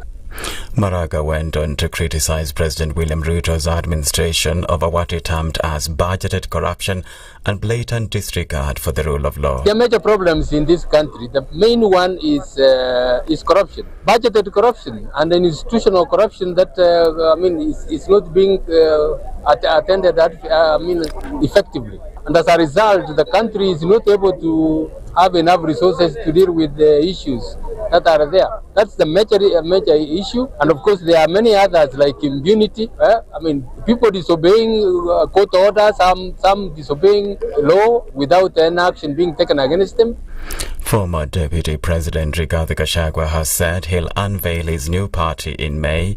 He was addressing residents in Kiseri and Kajiado County, where he was accompanied by area Senator Seki Lenku and his Kiambu counterpart, Karungo Thangwa. Gachagua, who's vowed to ensure that President William Ruto fails to get re-elected, said the party, to be chaired by someone from Kajiado County, will field all candidates from MCA to president in 2027. Tunaunda chama yetu ya siasa, na hiyo chama watu ya Kajiado ndio mtaongoza na chama yetu mpya tunatangaza mwezi wa 5 na national chairman wa chama chetu mpya atatoka hapo Kajiado. Na hiyo chama tutasimamisha kutoka rais, gavana, senator, mbunge, women rep mpaka MCA. Kuka tayari. President William Ruto is scheduled to visit the Ukambani region sometime next month, even as he prepares to tour the Mount Kenya region starting Tuesday next week. On Thursday, President Ruto met Kenya Kwanza lawmakers and top government officials from Ukambani, including Labour CS Alfred Mutua at State House, to assess areas requiring acceleration in Machakos, Makueni and Kitui counties. This event comes as a section of Murang'a County leaders have welcomed President Ruto's visit to Mount Kenya, the first since the ouster of his former deputy Rigathi Gachagua. Mathioya MP Edwin Mugo nominated Senator Veronica Maina, nominated MP Sabina Chege, and woman Rep Betty Maina insisted that the region is ready to host the president in the face of heightened political temperatures. Meanwhile, Deputy President Kithure Kindiki has emphasized that the president's tour is focused on development, not politics. Haja kuja mkutano ya siasa, amekuja kufungua masoko yetu, yale yamekamilika, mambo ya stima, mambo ya barabara zetu na irrigation ambazo ziko huku, irrigation project. Si namna hiyo, rais ndiye amenituma hapa tukiwa nao waheshimiwa, kuhakikisha kwamba zile project za serikali ambazo zimeanzishwa zinaharakishwa, zinaisha, ili mwananchi apate msaada haraka. Kazi ya kuweka siasa mbele ni kazi ya upinzani. Kazi ya serikali ni kuhakikisha miradi ya wananchi imeharakishwa. 6 Russian tourists have died after a tourist submarine sank in the Red Sea near the Egyptian city of Hurghada. Officials say 39 other people were rescued after the vessel, the Sindbad, sank at about 10 a.m. local time. 9 are said to have been injured, with 4 in critical condition. Authorities are still investigating, and it's currently not known what caused the accident. That's the Newswire. I'm Edwin Lisamira.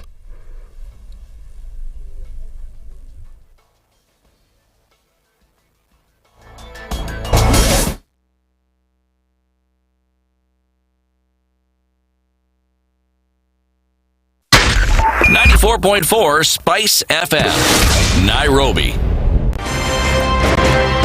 If we just gloss over issues and hope that time heals, then we might find that in generations to come, we might be back at the same situation. And the whole thing is born of stolen elections. Spice. When it comes to the decisions you make, you must be independent. There's no way you can allow one institution to dictate to you how you're going to conduct your operations, how you're going to decide cases. It's a no. When you weaken the institution to the point where they cannot take action, then you realize that politicians have to come up and now start dealing with the issues. That conversation has to die. Our politicians do not like the hard stuff. We must insist on the path of doing things right, whether popular or unpopular. Money changes hands. That is a fact. If you have political goodwill at the highest top, like in Rwanda, then corruption will be an issue of the past. If you don't have political goodwill at the top, we will pass laws, we will amend laws, we will continue passing laws and re-amending laws, and nothing will happen. This is the Situation Room, the only way to start your day.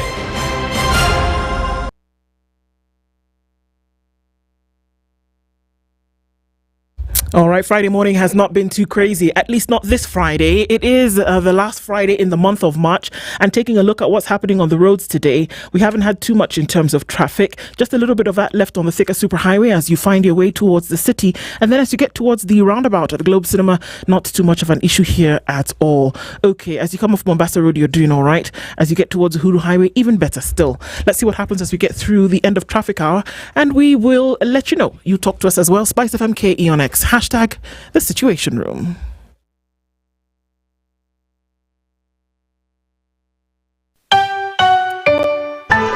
Traffic updates brought to you by I&M Bank. Don't just spend, earn while at it. The I&M Bank Milele Rewards makes every swipe count. Earn every point on every purchase and redeem them for flights, shopping and more. Plus, every 20th customer to get the card gets 50,000 Milele reward points worth 50,000 shillings. Mature, intelligent talk every morning. Spice up yourself.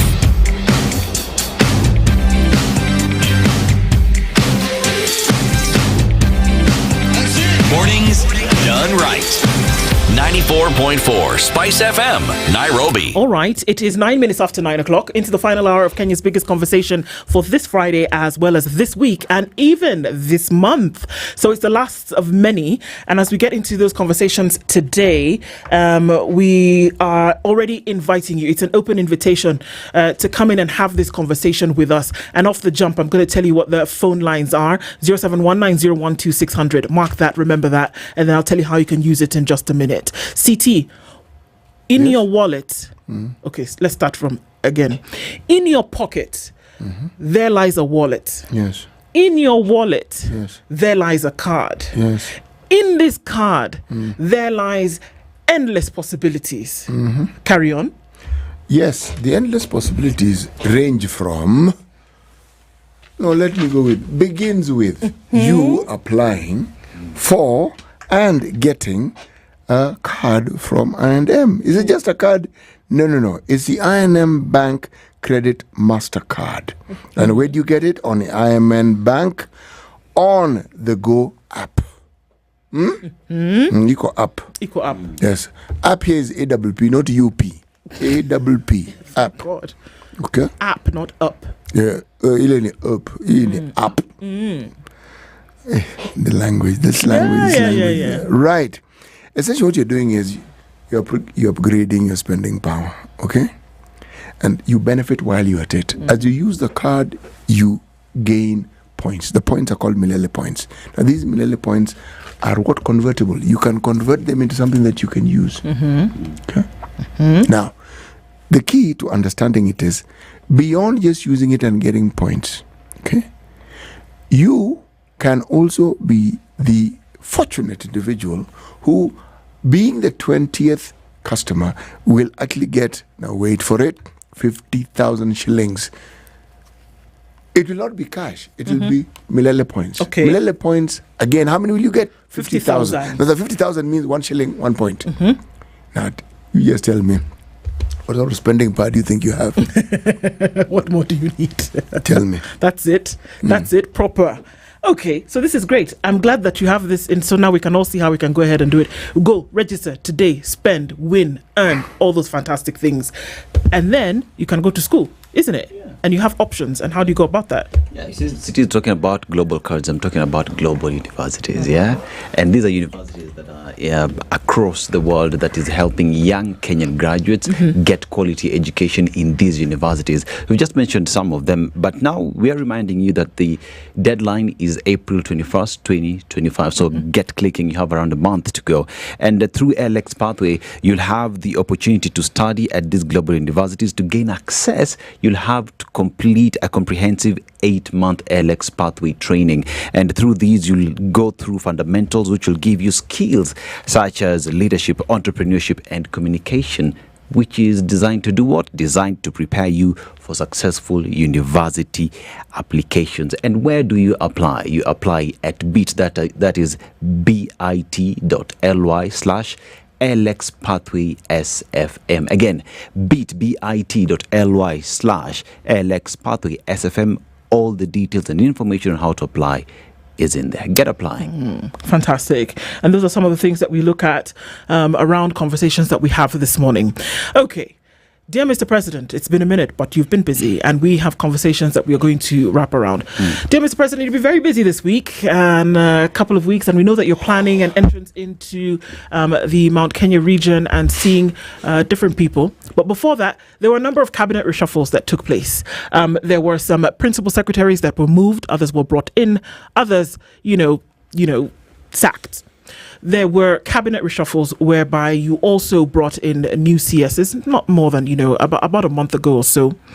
And then most recently, we've seen that some key individuals were, removed completely and others were given these positions.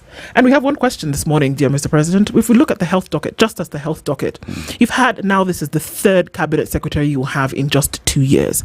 We are now going to the reshuffle point whereby we've had 5 principal secretaries in the Ministry of Health in, again, just 2 years.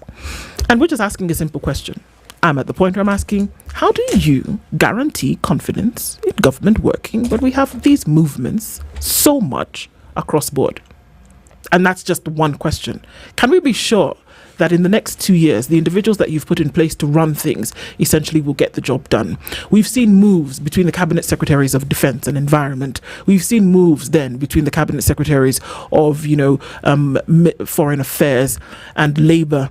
I mean, literally across board, education, interior. We know that you had a new interior cabinet secretary because the one you had before then became your deputy president. There are many questions that we're asking, that how can you guarantee confidence in work done when we have such constant movements from place to place? We're looking at the health one where there seems to be a crisis. Is this the answer? That now with the new cabinet secretary, what we will see is that there will be streamlining of the health sector, and that will move to a place whereby you are now able to guarantee that folks have confidence in how things are actually working. One of the questions that one person asked when they went for an interview is that they asked the question that this is a position where I have come to work in that somebody has worked in before. Why is there such a high rate of turnover? One of the issues that we look at when you talk about a way in which somebody is able to do work and do it right is that when you look at issues of turnover, why do you have such high levels of turnover and why are you moving people around? Do you think it's necessary for the president to tell you why he has moved people around? Go. It is necessary. Because then again, if we look at all the appointments, the moving and the shuffling that is happening, it is being done by the president who appointed these people, which begs the question, dear Mr. President, at the point you were appointing person A, B, C, D, did you have trust or believe in yourself as the president that they could deliver?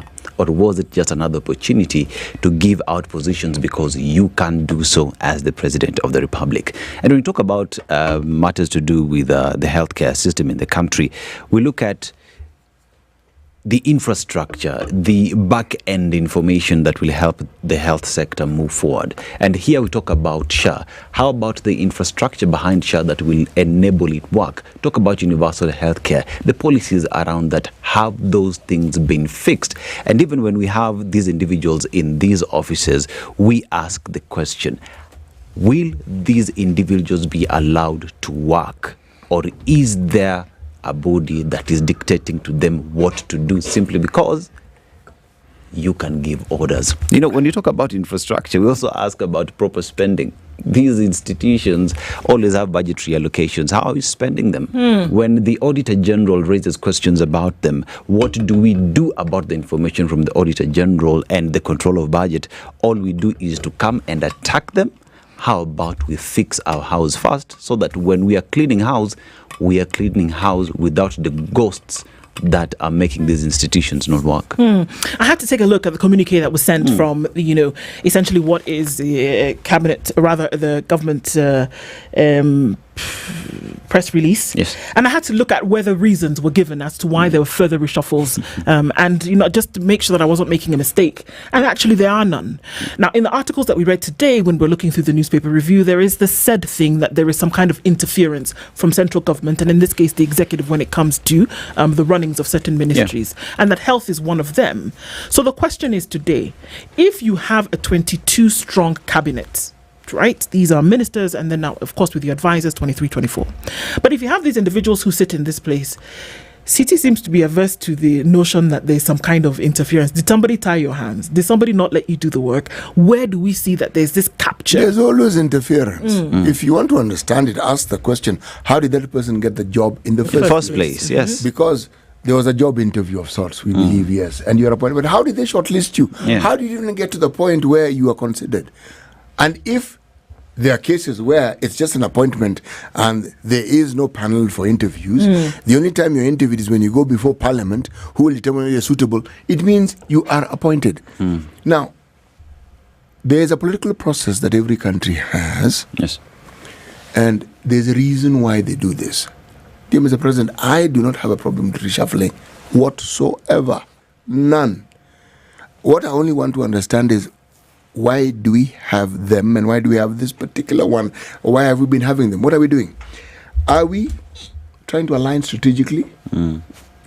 Are we trying to indicate that there are people whose performance and accountability is lacking? Are we trying to say that this is for economic and administrative pressures? Someone was given a job, they had a mandate, and somehow that mandate isn't mandating, and you need to sort of like move them around and bring in somebody? Or are you saying that it is simply political calibration? Calibration, yeah. Now, I'm asking these questions because there has to be a reason for whatever the reason is. There must be a reason. Now, the question which was asked, Mr. President, is: do you need to explain to us? Actually, yes. Yeah. My explanation is based on, or the explanation I would desire is based on the issues that I've asked. Why? How do all these things then relate directly to ensuring that the needs of the citizens are met? And I think even going further, for me, it's even if it's recalibration of these ministries and whatnot, City, I'm ejecting you from the health ministry docket because apparently you did not deliver. I am moving you to another docket to do what if you couldn't deliver, where I put you... not deliver there as well. Yeah, to not deliver as well.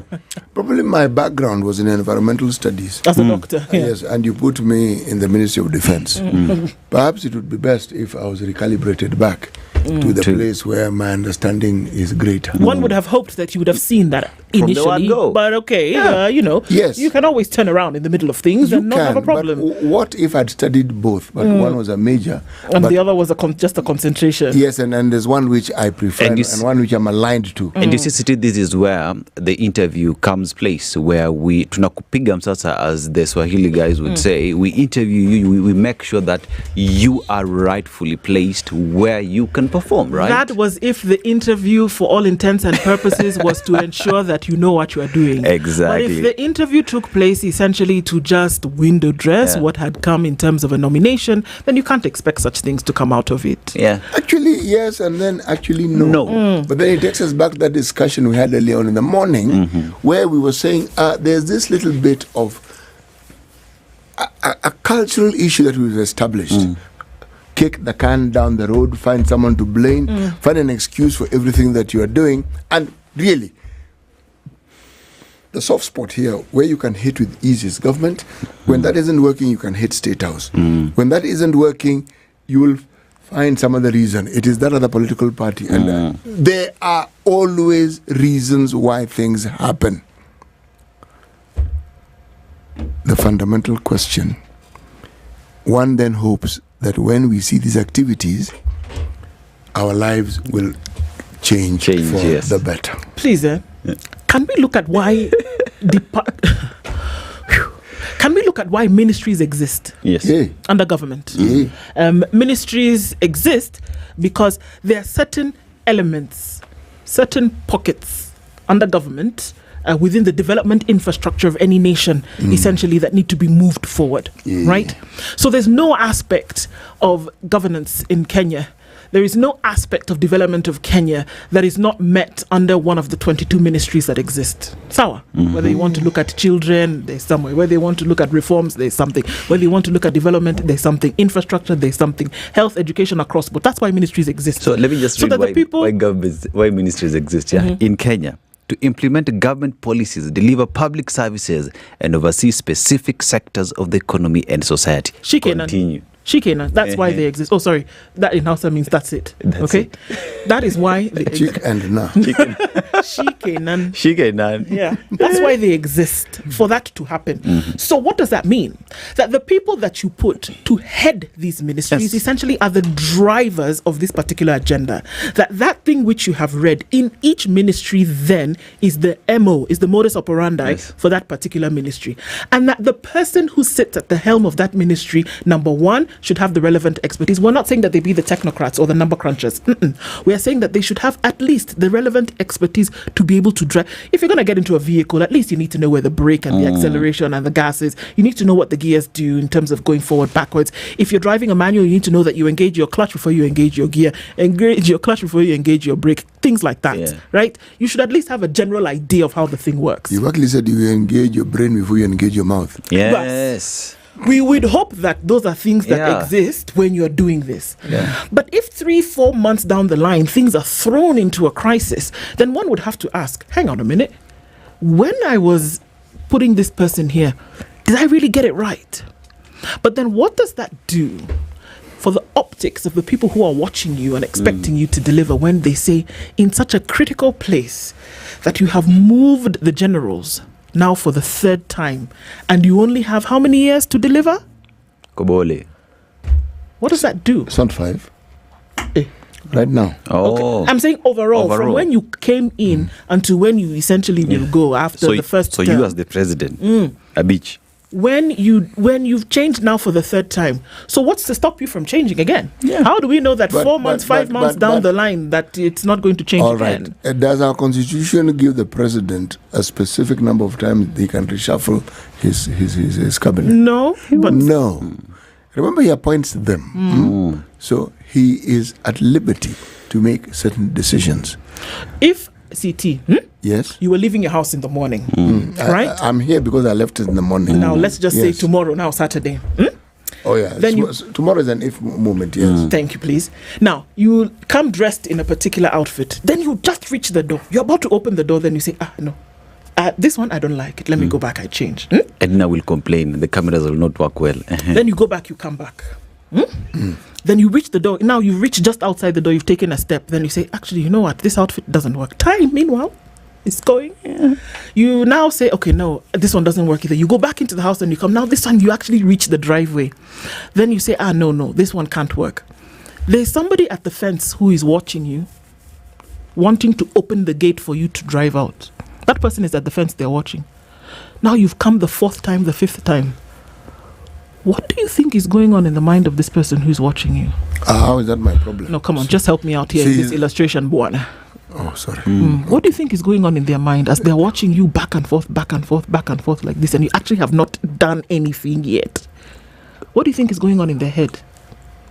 If I know City's doctor, I call the doctor because there's a problem. There's something wrong here, bro. Yeah. This guy's not okay. This guy's not okay. Something is wrong. What if it's just I'm exercising? That's what I do. I walk, then I come back several times. Because at some point I will exit. Then you should have joined the gym and you should not have asked to be the driver of the vehicle. No, I don't have to join a gym. No. You shouldn't have been the driver of this vehicle. When we are waiting for you, there is no time. Time is going. Your point is a valid one. Thanks, please. And I understand. I'm asking or I'm raising the issue that I'm raising, the manner that I'm doing, for a simple reason. I am loath to looking at issues in the same way we've accustomed ourselves to doing so in the country. Completely. Because beyond looking at what things are, everybody can see what's happening and they can interpret it as they see fit. The thing that I seek to understand is, Mr. President, with the powers that the Constitution gives you, we take it that the movement of people within your cabinet is intended to achieve the mandate that you swore before the citizenry and the whole world that you would seek to obtain. Now, when you look at the state of the nation, with this new movement of individuals, can I please ask the question, how close are we going to get to the mandate that covered the promises that were made that would be fulfilled to the citizenry. Because if indeed it is, then, and somewhere along the line there's need to reshuffle some, by all means reshuffle. If it is taking us in the direction that we wish to go. Let me paint a picture. In carpentry classes, you're told you measure twice or even 10 times, but you only cut once. In the event that you're not sure, what do? If it's 10 feet, you cut 12 feet. So that every other time you can always reduce until you get to your 10 feet. Our president cut 15 feet. He wants 10 feet. He will keep on cutting those feet until he gets to his 10 feet. But Meanwhile, time is going. Is that a good thing? It is not, because at the end of the day, if it is commissioned work and there is timelines, the client will walk away. The client will sue you. The client will go to another will ask for another carpenter. Exactly. Because the deal was delivered in 2 weeks. You're taking 3 months because you cut the timber wide. No one's got time for that. Okay. Or maybe you should attend carpentry classes. Thank you. Nice. You see now, City, it took a while, but you see now, this is yes. Maybe you should have attended carpentry classes, or at the very least, you would have put people in your employ who attended carpentry classes. Yes. So that if you cannot do the thing, they can now do it for you. And this is what we're talking about this morning, is it not? Yes. Do you get the confidence that you will be able to in the next, so now with the movement that we have seen, and for those who remained in those positions where they are, do you think has now the president engaged the silver bullet, essentially the last round that he had in his chamber, or maybe one of the most important rounds that he had in his chamber? And do you feel, okay, fine, now we've got it, and that things are moving along smoothly, and that this 22-man strong army, man and woman strong army, is actually now ready to face this thing in terms of development and policy implementation that is called Kenya? Do you feel it? Are you ready? Dear Mr. President, we're asking you, did you feel that you needed to tell Kenyans what was going on? Yeah. If not, Kenyans, tell us now this morning, do you feel that now the president has got it right with the latest reshuffle that we have seen? Is it going to now get to the point where people are saying, actually, you know what? Yeah, we're good. Now we're good. Let's go. The next 2 years is going to be a walk in the park because everything is going to go hunky-dory. Talk to us on 0719-012-600. We'll take that first call before we take a break. Joseph calling in from Saika. Good morning to you. Good morning. How are you doing? I'm very fine. Joseph, I'm going to ask you to turn down the volume on your radio so we can hear you. Yes, I'm calling from Saika. Yes. I would like to kuchangia the mjadala. But I need you to turn down the volume on your radio. Can you do that for me, please? Okay. Yes. All right. Go ahead. Tell us. Yes. What I want to say is very simple.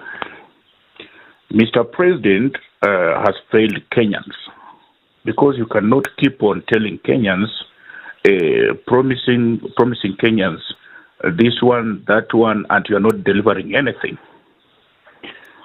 From where I sit, people are asking themselves what kind of the person they voted in, especially my good friends from the mountain, because they are very bitter with him. The reason as why these people are very bitter, they thought that Mr. President, the Right Honorable Rigiji always says that Ruta alienda na kawadanganya na Biblia. It is very true. Mimi mwenyewe kama mkaaji wa Saika, Mr. President alikuja wakati amekuwa anafanya nini zake hapa Nairobi. Hakuwahi simama Saika, and we were there waiting for him. Alikuja akapita mbiu, and we were waiting for him because alitokea upande wa Njiru. So people wakasema, is this the person we voted for him? Ama ni nini imebadilika? So kama Mr. President William Samoei Ruto ananisikiza mahali popote ako, yeye ajue kuwa zile promises zenye amepromise Kenyans na hajafulfill hata moja. Watu wako na uchungu na yeye, na sijui ni mbinu gani hasa ambayo yeye atatumia ndio wa Kenya warudishe hiyo trust, because mimi I never voted for him, and I don't know kama hata kama umeshikana na baba sijui kama mimi ndampigia kura because hii kitu already, hii meli already imesink, na kuna venye anaweza kuja tuambie otherwise kuwa hii meli haijasink, kwa sababu yeye tumemuelewa na tukekuja kuona kuwa kila kitu anasema. Asante sana, Joseph. Thank you for your sentiments this morning. Thank you. I mean, just hearing from you, important to get those. Let's take another call before we go to the break. John calling in from Nakuru. John, good morning. Good morning to you. Good morning to you, ladies and gentlemen. How are you doing? I'm doing very well, thank you. I'm actually calling from Nakuru. All right, go ahead. Tell us your thoughts this morning. My thought is the president has got it totally wrong. How so? And he's because all he's doing, he's just recycling leaders, and leaders that have not gotten it right in other ministries, in other departments, or before in the previous governments. And he's repeating the same mistake that the former administration actually did. And I'm actually happy that he's doing that, because now Kenyans can get to see that these leaders from onset, they don't have any intention to get anything right. They have their own agendas.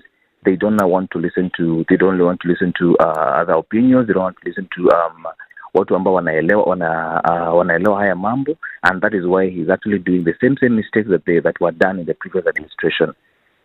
If the president and the deputy president and the former prime minister have any good intentions of getting things right in this country, they will first begin by nominating people that are qualified, people whose character is not dented by corruption. That is what would at least give some sense of hope that there is intention, there is goodwill by the executive and all other leaders to get things right in this country. But as far as the current reshuffle is concerned, he's gotten it totally wrong. That is my opinion. Thank you very much for your thoughts about that, John. Asante sana. And keep listening as we continue with this conversation.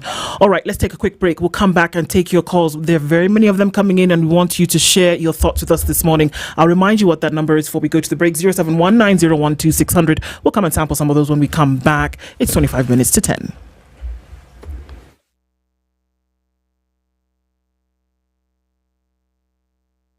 This is the Situation Room, the only way to start your day. All right, so we did very well with traffic hour this morning, and getting into the weekend means that we won't see too much with traffic this Friday morning. We'll see what it looks like in the later part of today, but as you then come off a thicker superhighway, I think that's where the last of it that we see, with traffic coming in from a survey then towards that Pangani underpass area. Apart from that, we're doing all right, and so let's keep talking through it. SpiceFM KE on X. Traffic updates brought to you by I&M Bank.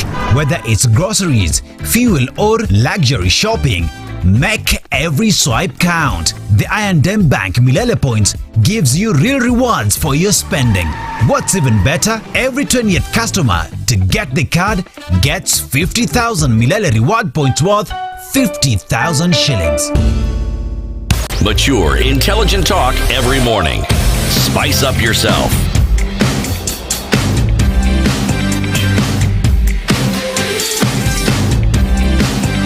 Mornings done right. 94.4 Spice FM, Nairobi. Did the president get it right? Dear Mr. President, folks are asking this morning, perhaps you would have let them know the reasons why you shuffled your cabinet, and if then necessary, do you think that this is now the way to go? We're taking your calls this morning on Kenya's biggest conversation as we talk to the president, and on that number 0719012600. Did the president get it right this time? And do you feel confident that moving forward in the next 2.5 years or so, that what should be achieved in terms of policy will actually be achieved with this new look cabinet? There are members of the cabinet who retain their positions. There are other members who've been brought in. There are other members who move from one position to the other. And then there are other members who are moved from cabinet secretary positions that are now advisors to government. Is this now the new look that will actually get things right in the country? So 0719012600, and we're taking your calls this morning and also sampling some of the questions or some of the comments that you're putting forward to us. But let's hear first of all from Clinton. Clinton, good morning. Hello. Hello. Hello, Clinton. Good morning.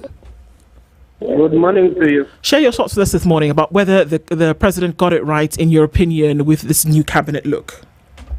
In my opinion, I think the president is fooling Kenyans.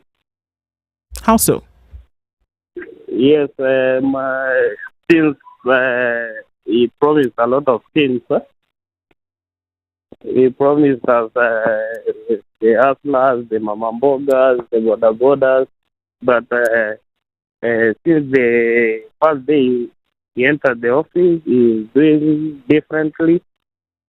He's engaging with the big boys, the former cartels.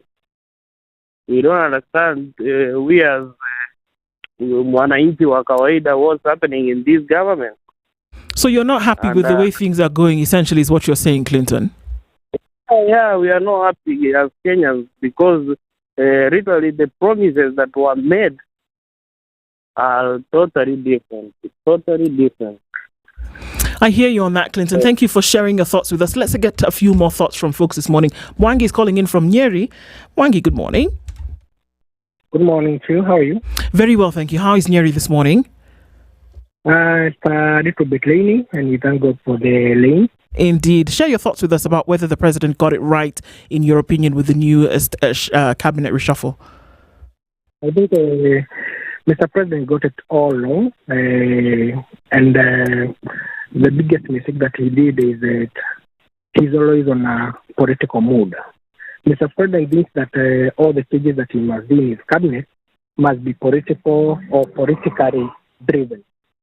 He has never brought in technocrats whatsoever, people who can give us the services that we need, people who can deliver, people who can help him actualize his dream. Mr. President, the only thing that Mr. President thinks and focuses about is 2027. Nothing else. All right. I mean, it's good to hear your thoughts. Thank you so much for that, Mwangi. Let's take a few more calls. We'll hear from Benson, who is in Vihiga. Good morning, Benson. Good morning, madam. How are you? Very well, thank you. How are you doing this morning? We are doing fine. We have a lot of rain in Vihiga. Fantastic. And I'm sure you have a thing or two to tell us. I mean, it is wonderful at any time. You have a thing or two to tell us about what your thoughts are on whether the president got it right with his latest reshuffle. Oh, yes, sure. Madam Happy City is there listening. He is. Yeah, wonderful. The president has gotten it very wrong. Extremely wrong, because the country is crying. People are suffering. He is bringing in these CSs. In fact, for sure, what we should be seeing, he should reduce the number of CSs. One thing the president should also know is that this country, the government does not produce its own money. The money that the government has belongs to the people. It comes from the people. So when he keeps on increasing these numbers, it is a burden. It is a burden to the citizens of this country. I urge the president to calm down and listen to the people who gave him votes and who elected him. Let him not focus on 2027, because as he does that, the people are going to suffer, as they are now suffering. I don't know whether he can listen to City, because City is an old man.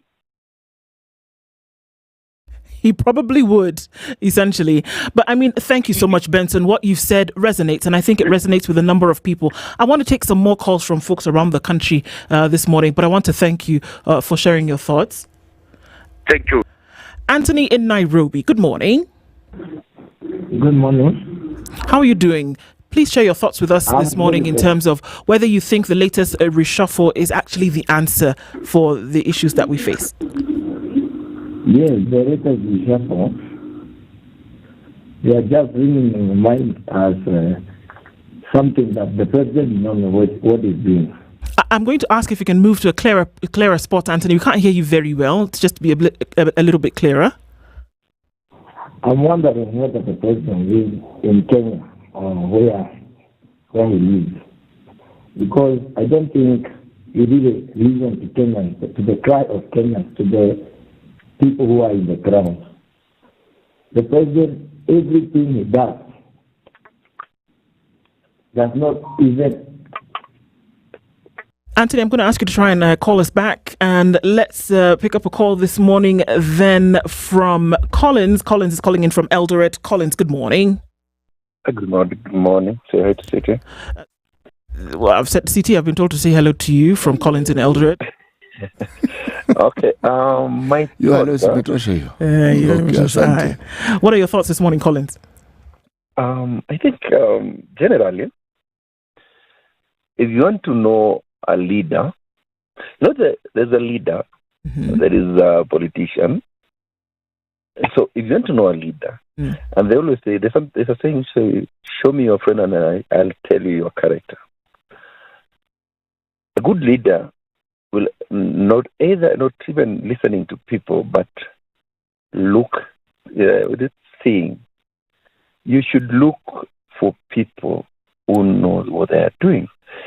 And the Constitution is very clear when it says that we don't need politicians into the cabinet. But as the country and our politicians will change all the laws every day, bend it to their tunes, we should be having people. We have a lot of people who know what they are doing. The president is doing politics. He's not leading. And I say, and this is a word that I've been telling people, we don't have a leader, we have a politician. I hear you on that. And, I just want to thank you so much for sharing, Collins. I want to hear from some other people this morning, and we just want to say asante sana. Matthew in Nakuru, good morning. Hello. Yes, Matthew, good morning. What are your thoughts this morning? Good morning. How are you? Well, thank you very much for the opportunity. I would actually want to say this to Mr. President. Mr. President, you can't fetch water with a gunny bag. Those reshuffles and very, very many cabinet positions you're creating, you're just trying to fetch water with a gunny bag. That will never happen. I believe that if you're posted in an office, you need to get there, acclimatize with the situation, now pick from where they are false and correct. Now, in Kenya, it happens that when you're placed in a docket, before the seat even gets warm, you are shifted to another docket. When will these ministries ever deliver? Indeed. Right now, it's a very, very sad affair, especially in the health and education sector. People are suffering. It is a total mess. Yesterday, we actually lost a patient just because the process of them getting treatment was becoming tedious.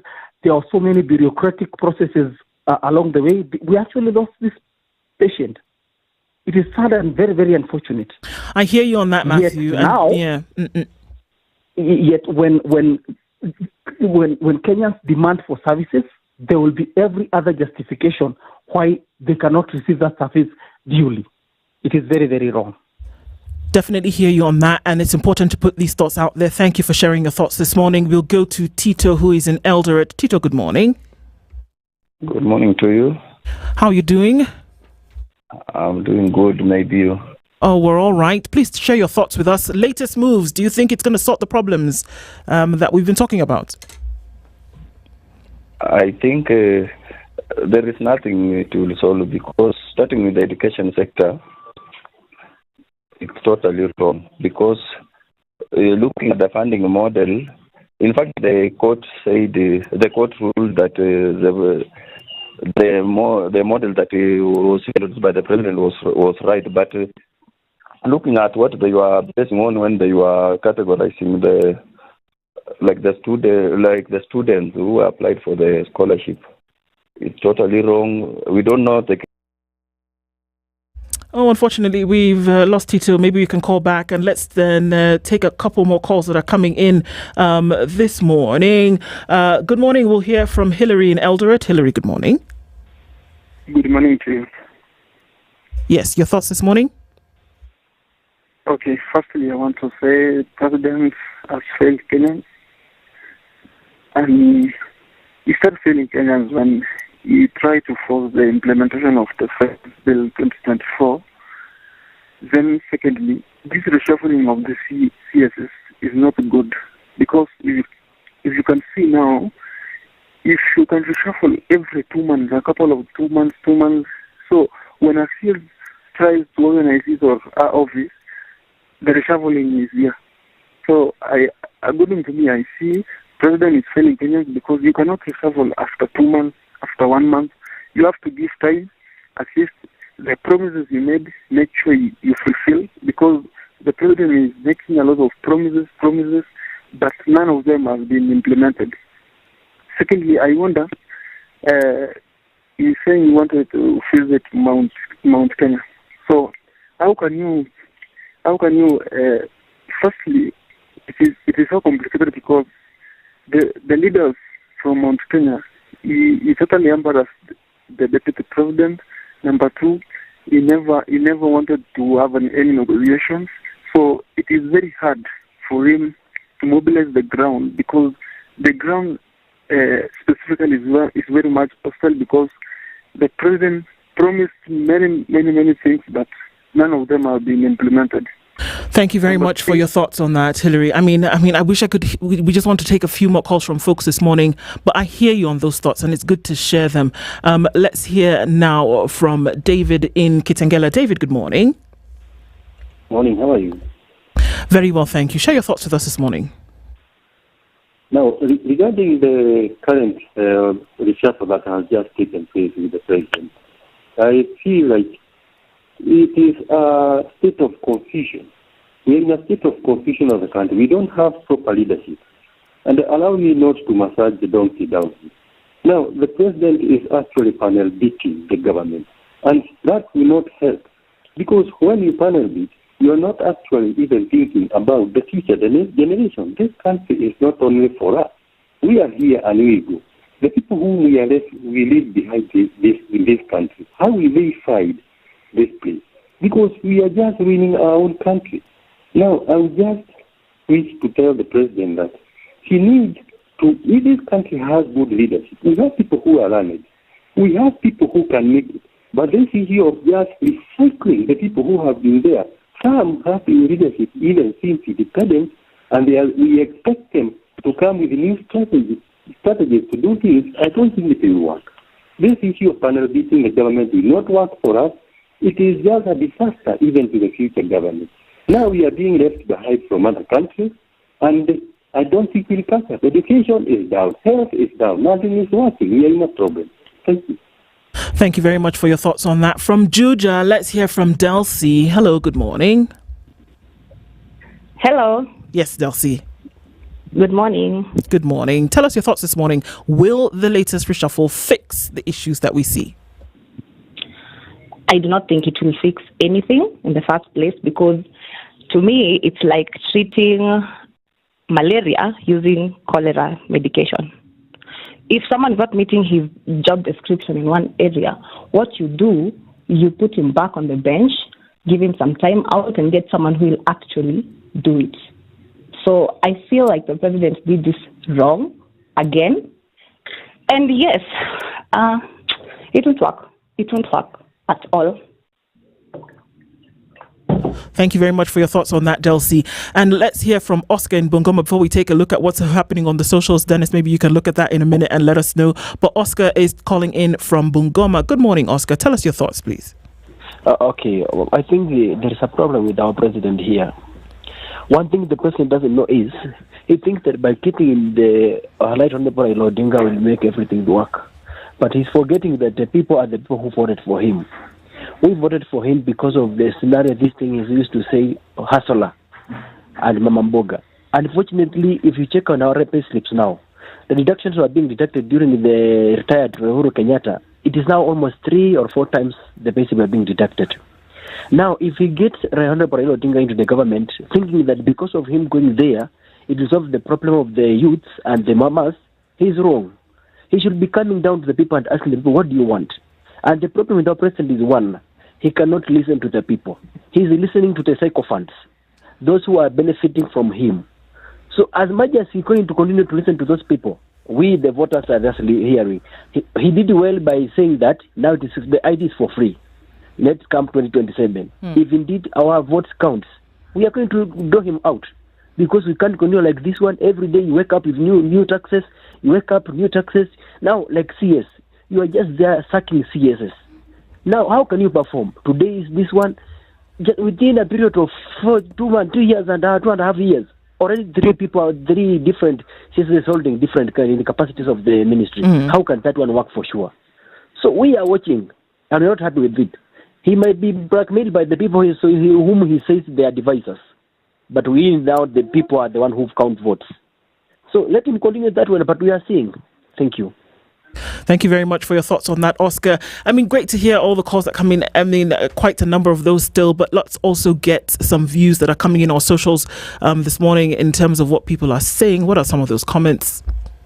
I think let's just look at what many are saying on YouTube. And as we can see, what was the importance of recognition of Kosovo and independence? So that is with regard to matters to do with our foreign policy, as well as what's the logic on addressing a tone deaf? How can we have 4 CSs in the same ministry less than 3 years? And we also have the president should swallow his pride and do the noble thing, which is to resign. He has failed, and nothing he can do can win the trust of Kenyans. That's according to Ragiti. We have Stella S. Governance 101. If you have to keep reshuffle, you do not know what you're doing. What happens is if you look at what you're doing when you're playing cards, for example, when you reshuffle, what does that mean? That you don't have options. That at that point you've seen that what you have in your hand, you've been dealt a poor hand. So what do? Do you call it? Do you give up? You keep reshuffling, and maybe at some point you'll hit it. Does a reshuffle make sense? A lot of people are saying it looks like we can't get confidence in this thing, because so many people moving around and you keep playing these musical chairs. When are you actually going to hit, the right mark? Is the problem the president, or is the problem the perception the citizens of this country have of the president? So that anything he does, it is bad before it even starts. I mean, he could breathe and sit on the corner of the road and eat a sandwich, and it would be a problem. Yes. So long as they see him. Why is he standing in that corner eating a sandwich when he could go to State House to eat the sandwich? There will be a reason that is found. But the validity of the opinions that we're hearing is simply this. That is the take that the citizenry have on what they see happening. But the angst doesn't begin and end with the president. No. It is the angst that is directed towards the parliamentarians. Because that bunch, they have reshaped and retooled and repositioned the very phrase of let down in ways that no other activity could do. An independent institution. Each of those people were elected. Yes. Elected. They nominated them, but they were elected. Why? So that they could represent their people. The check and balance that we're talking about, the check and balance we don't often see. Instead of somebody taking up the mantle of what it is they're supposed to do, like us also, they're looking for solutions. We don't understand. Now, how are we then supposed to understand? It is you who's supposed to make us understand what on earth is going on. And you see, Stephen, as we have this discussion, let's talk about the latest reshuffling that has happened. We've seen a member of parliament has been nominated into that seat, an elected member of parliament. It is not bad. It is okay, right? But then look at this coming from a government that says we need to tighten our belts. Yet you're opening an avenue for by-election and money being spent in having someone else in a position that was elected in. And when is that supposed to take place, by the way? Because, you still don't have a functioning you have a functioning IEBC, but you don't have the folks who are necessary to run an election, whether it's a by-election or a general election. So you look at even the grand scheme of things, just in terms of every cabinet secretary who gets into a new docket will have to sit in and understand how that ministry works. That means time spent, services not delivered, because a cabinet secretary needs to understand how these ministries work. What does that do to the overall delivery to the people of Kenya who gave you the mandate to deliver? We're talking about health ministry, 3 cabinet secretaries, 2 years. It doesn't, unfortunately, I mean, from the outside looking in, it doesn't foster much confidence in terms of, if you're going to then be able to deliver on the very description of what, ministries are supposed to do. And then if you're asking the question about, okay, well, maybe we didn't get it right with this one, change it. If we didn't get it right with this one, then change it. You're going to have to ask the question that, okay, then did we not get it right with others as well, but they're just kind of like under the radar at the moment and we don't see any kind of cancer in it until the thing blows out of proportion. Yeah. I mean, we're looking at certain things that are being done, whether you want to look at interior, whether you want to look at roads, whether you want to look across the board. You have one vocal cabinet secretary right now in the person of John Badi who's telling you, hey guys, look, things don't look good right now. And we're trying everything that we can do to make sure that it does. But right now, what are we focusing on? Paying debt. And we're trying to move this economy, but we can't do it without these other things working in tandem. But if you have to move things around, number one, CT, you asked a critical question that with the shuffles that we are seeing, are they, with the reshuffles that we are seeing, are they for the purpose of that definition which you read, Dennis? Or are they for the purpose of making sure that political alignments take the day? Because if that's what you're doing, then you're failing the description of what ministries are supposed to be doing. Because that means that you give anybody, including the village clown, a cabinet position, but you're not working on policy decisions that are supposed to be made. You're not fulfilling a development agenda. Look, the guy can be your friend from back in the day. It really doesn't matter. But at the end of the day, if that position is not fulfilling what it is supposed to, you are letting people down. 2.5 years is a long time for a lot not to have been covered in a critical ministry like health, for example. Now, I'm not saying that the folks who are sitting there are absolutely doing nothing, but if you don't have some kind of leadership, if you don't have a rudder on a ship, what are you doing? You're circling the ocean for God knows how many days, and you're not going in any particular direction. That's the problem. What is this thing in our culture where the fact that you've been appointed, you seem to assume that your job is to only sit and listen and wait for instructions when actually you've been given a mandate and it's clear what you're supposed to do? Why don't you just do it? There. Just do your job. Let me just tell you what some of the mandates of these ministries: policy implementation, service delivery, regulation and oversight, economic development, coordination of government functions, representation in cabinet, international relations, crisis management. Oh, you've forgotten one. Yes. Complaining about having no power to perform. Or no resources.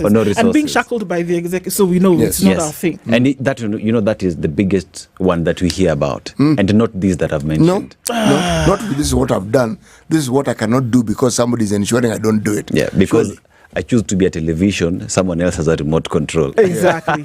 Dear Mr. President, we end Kenya's biggest conversation this Friday with asking a question as opposed to telling you something. That do you think that you can actually get the confidence of the people in the latest reshuffle that you made? And moving forward, will we see another one? Dear Mr. President, a lot of attention to be paid. Thank you for keeping it Kenya's biggest conversation this week, this Friday, and this month. Good morning. It's 10 a.m.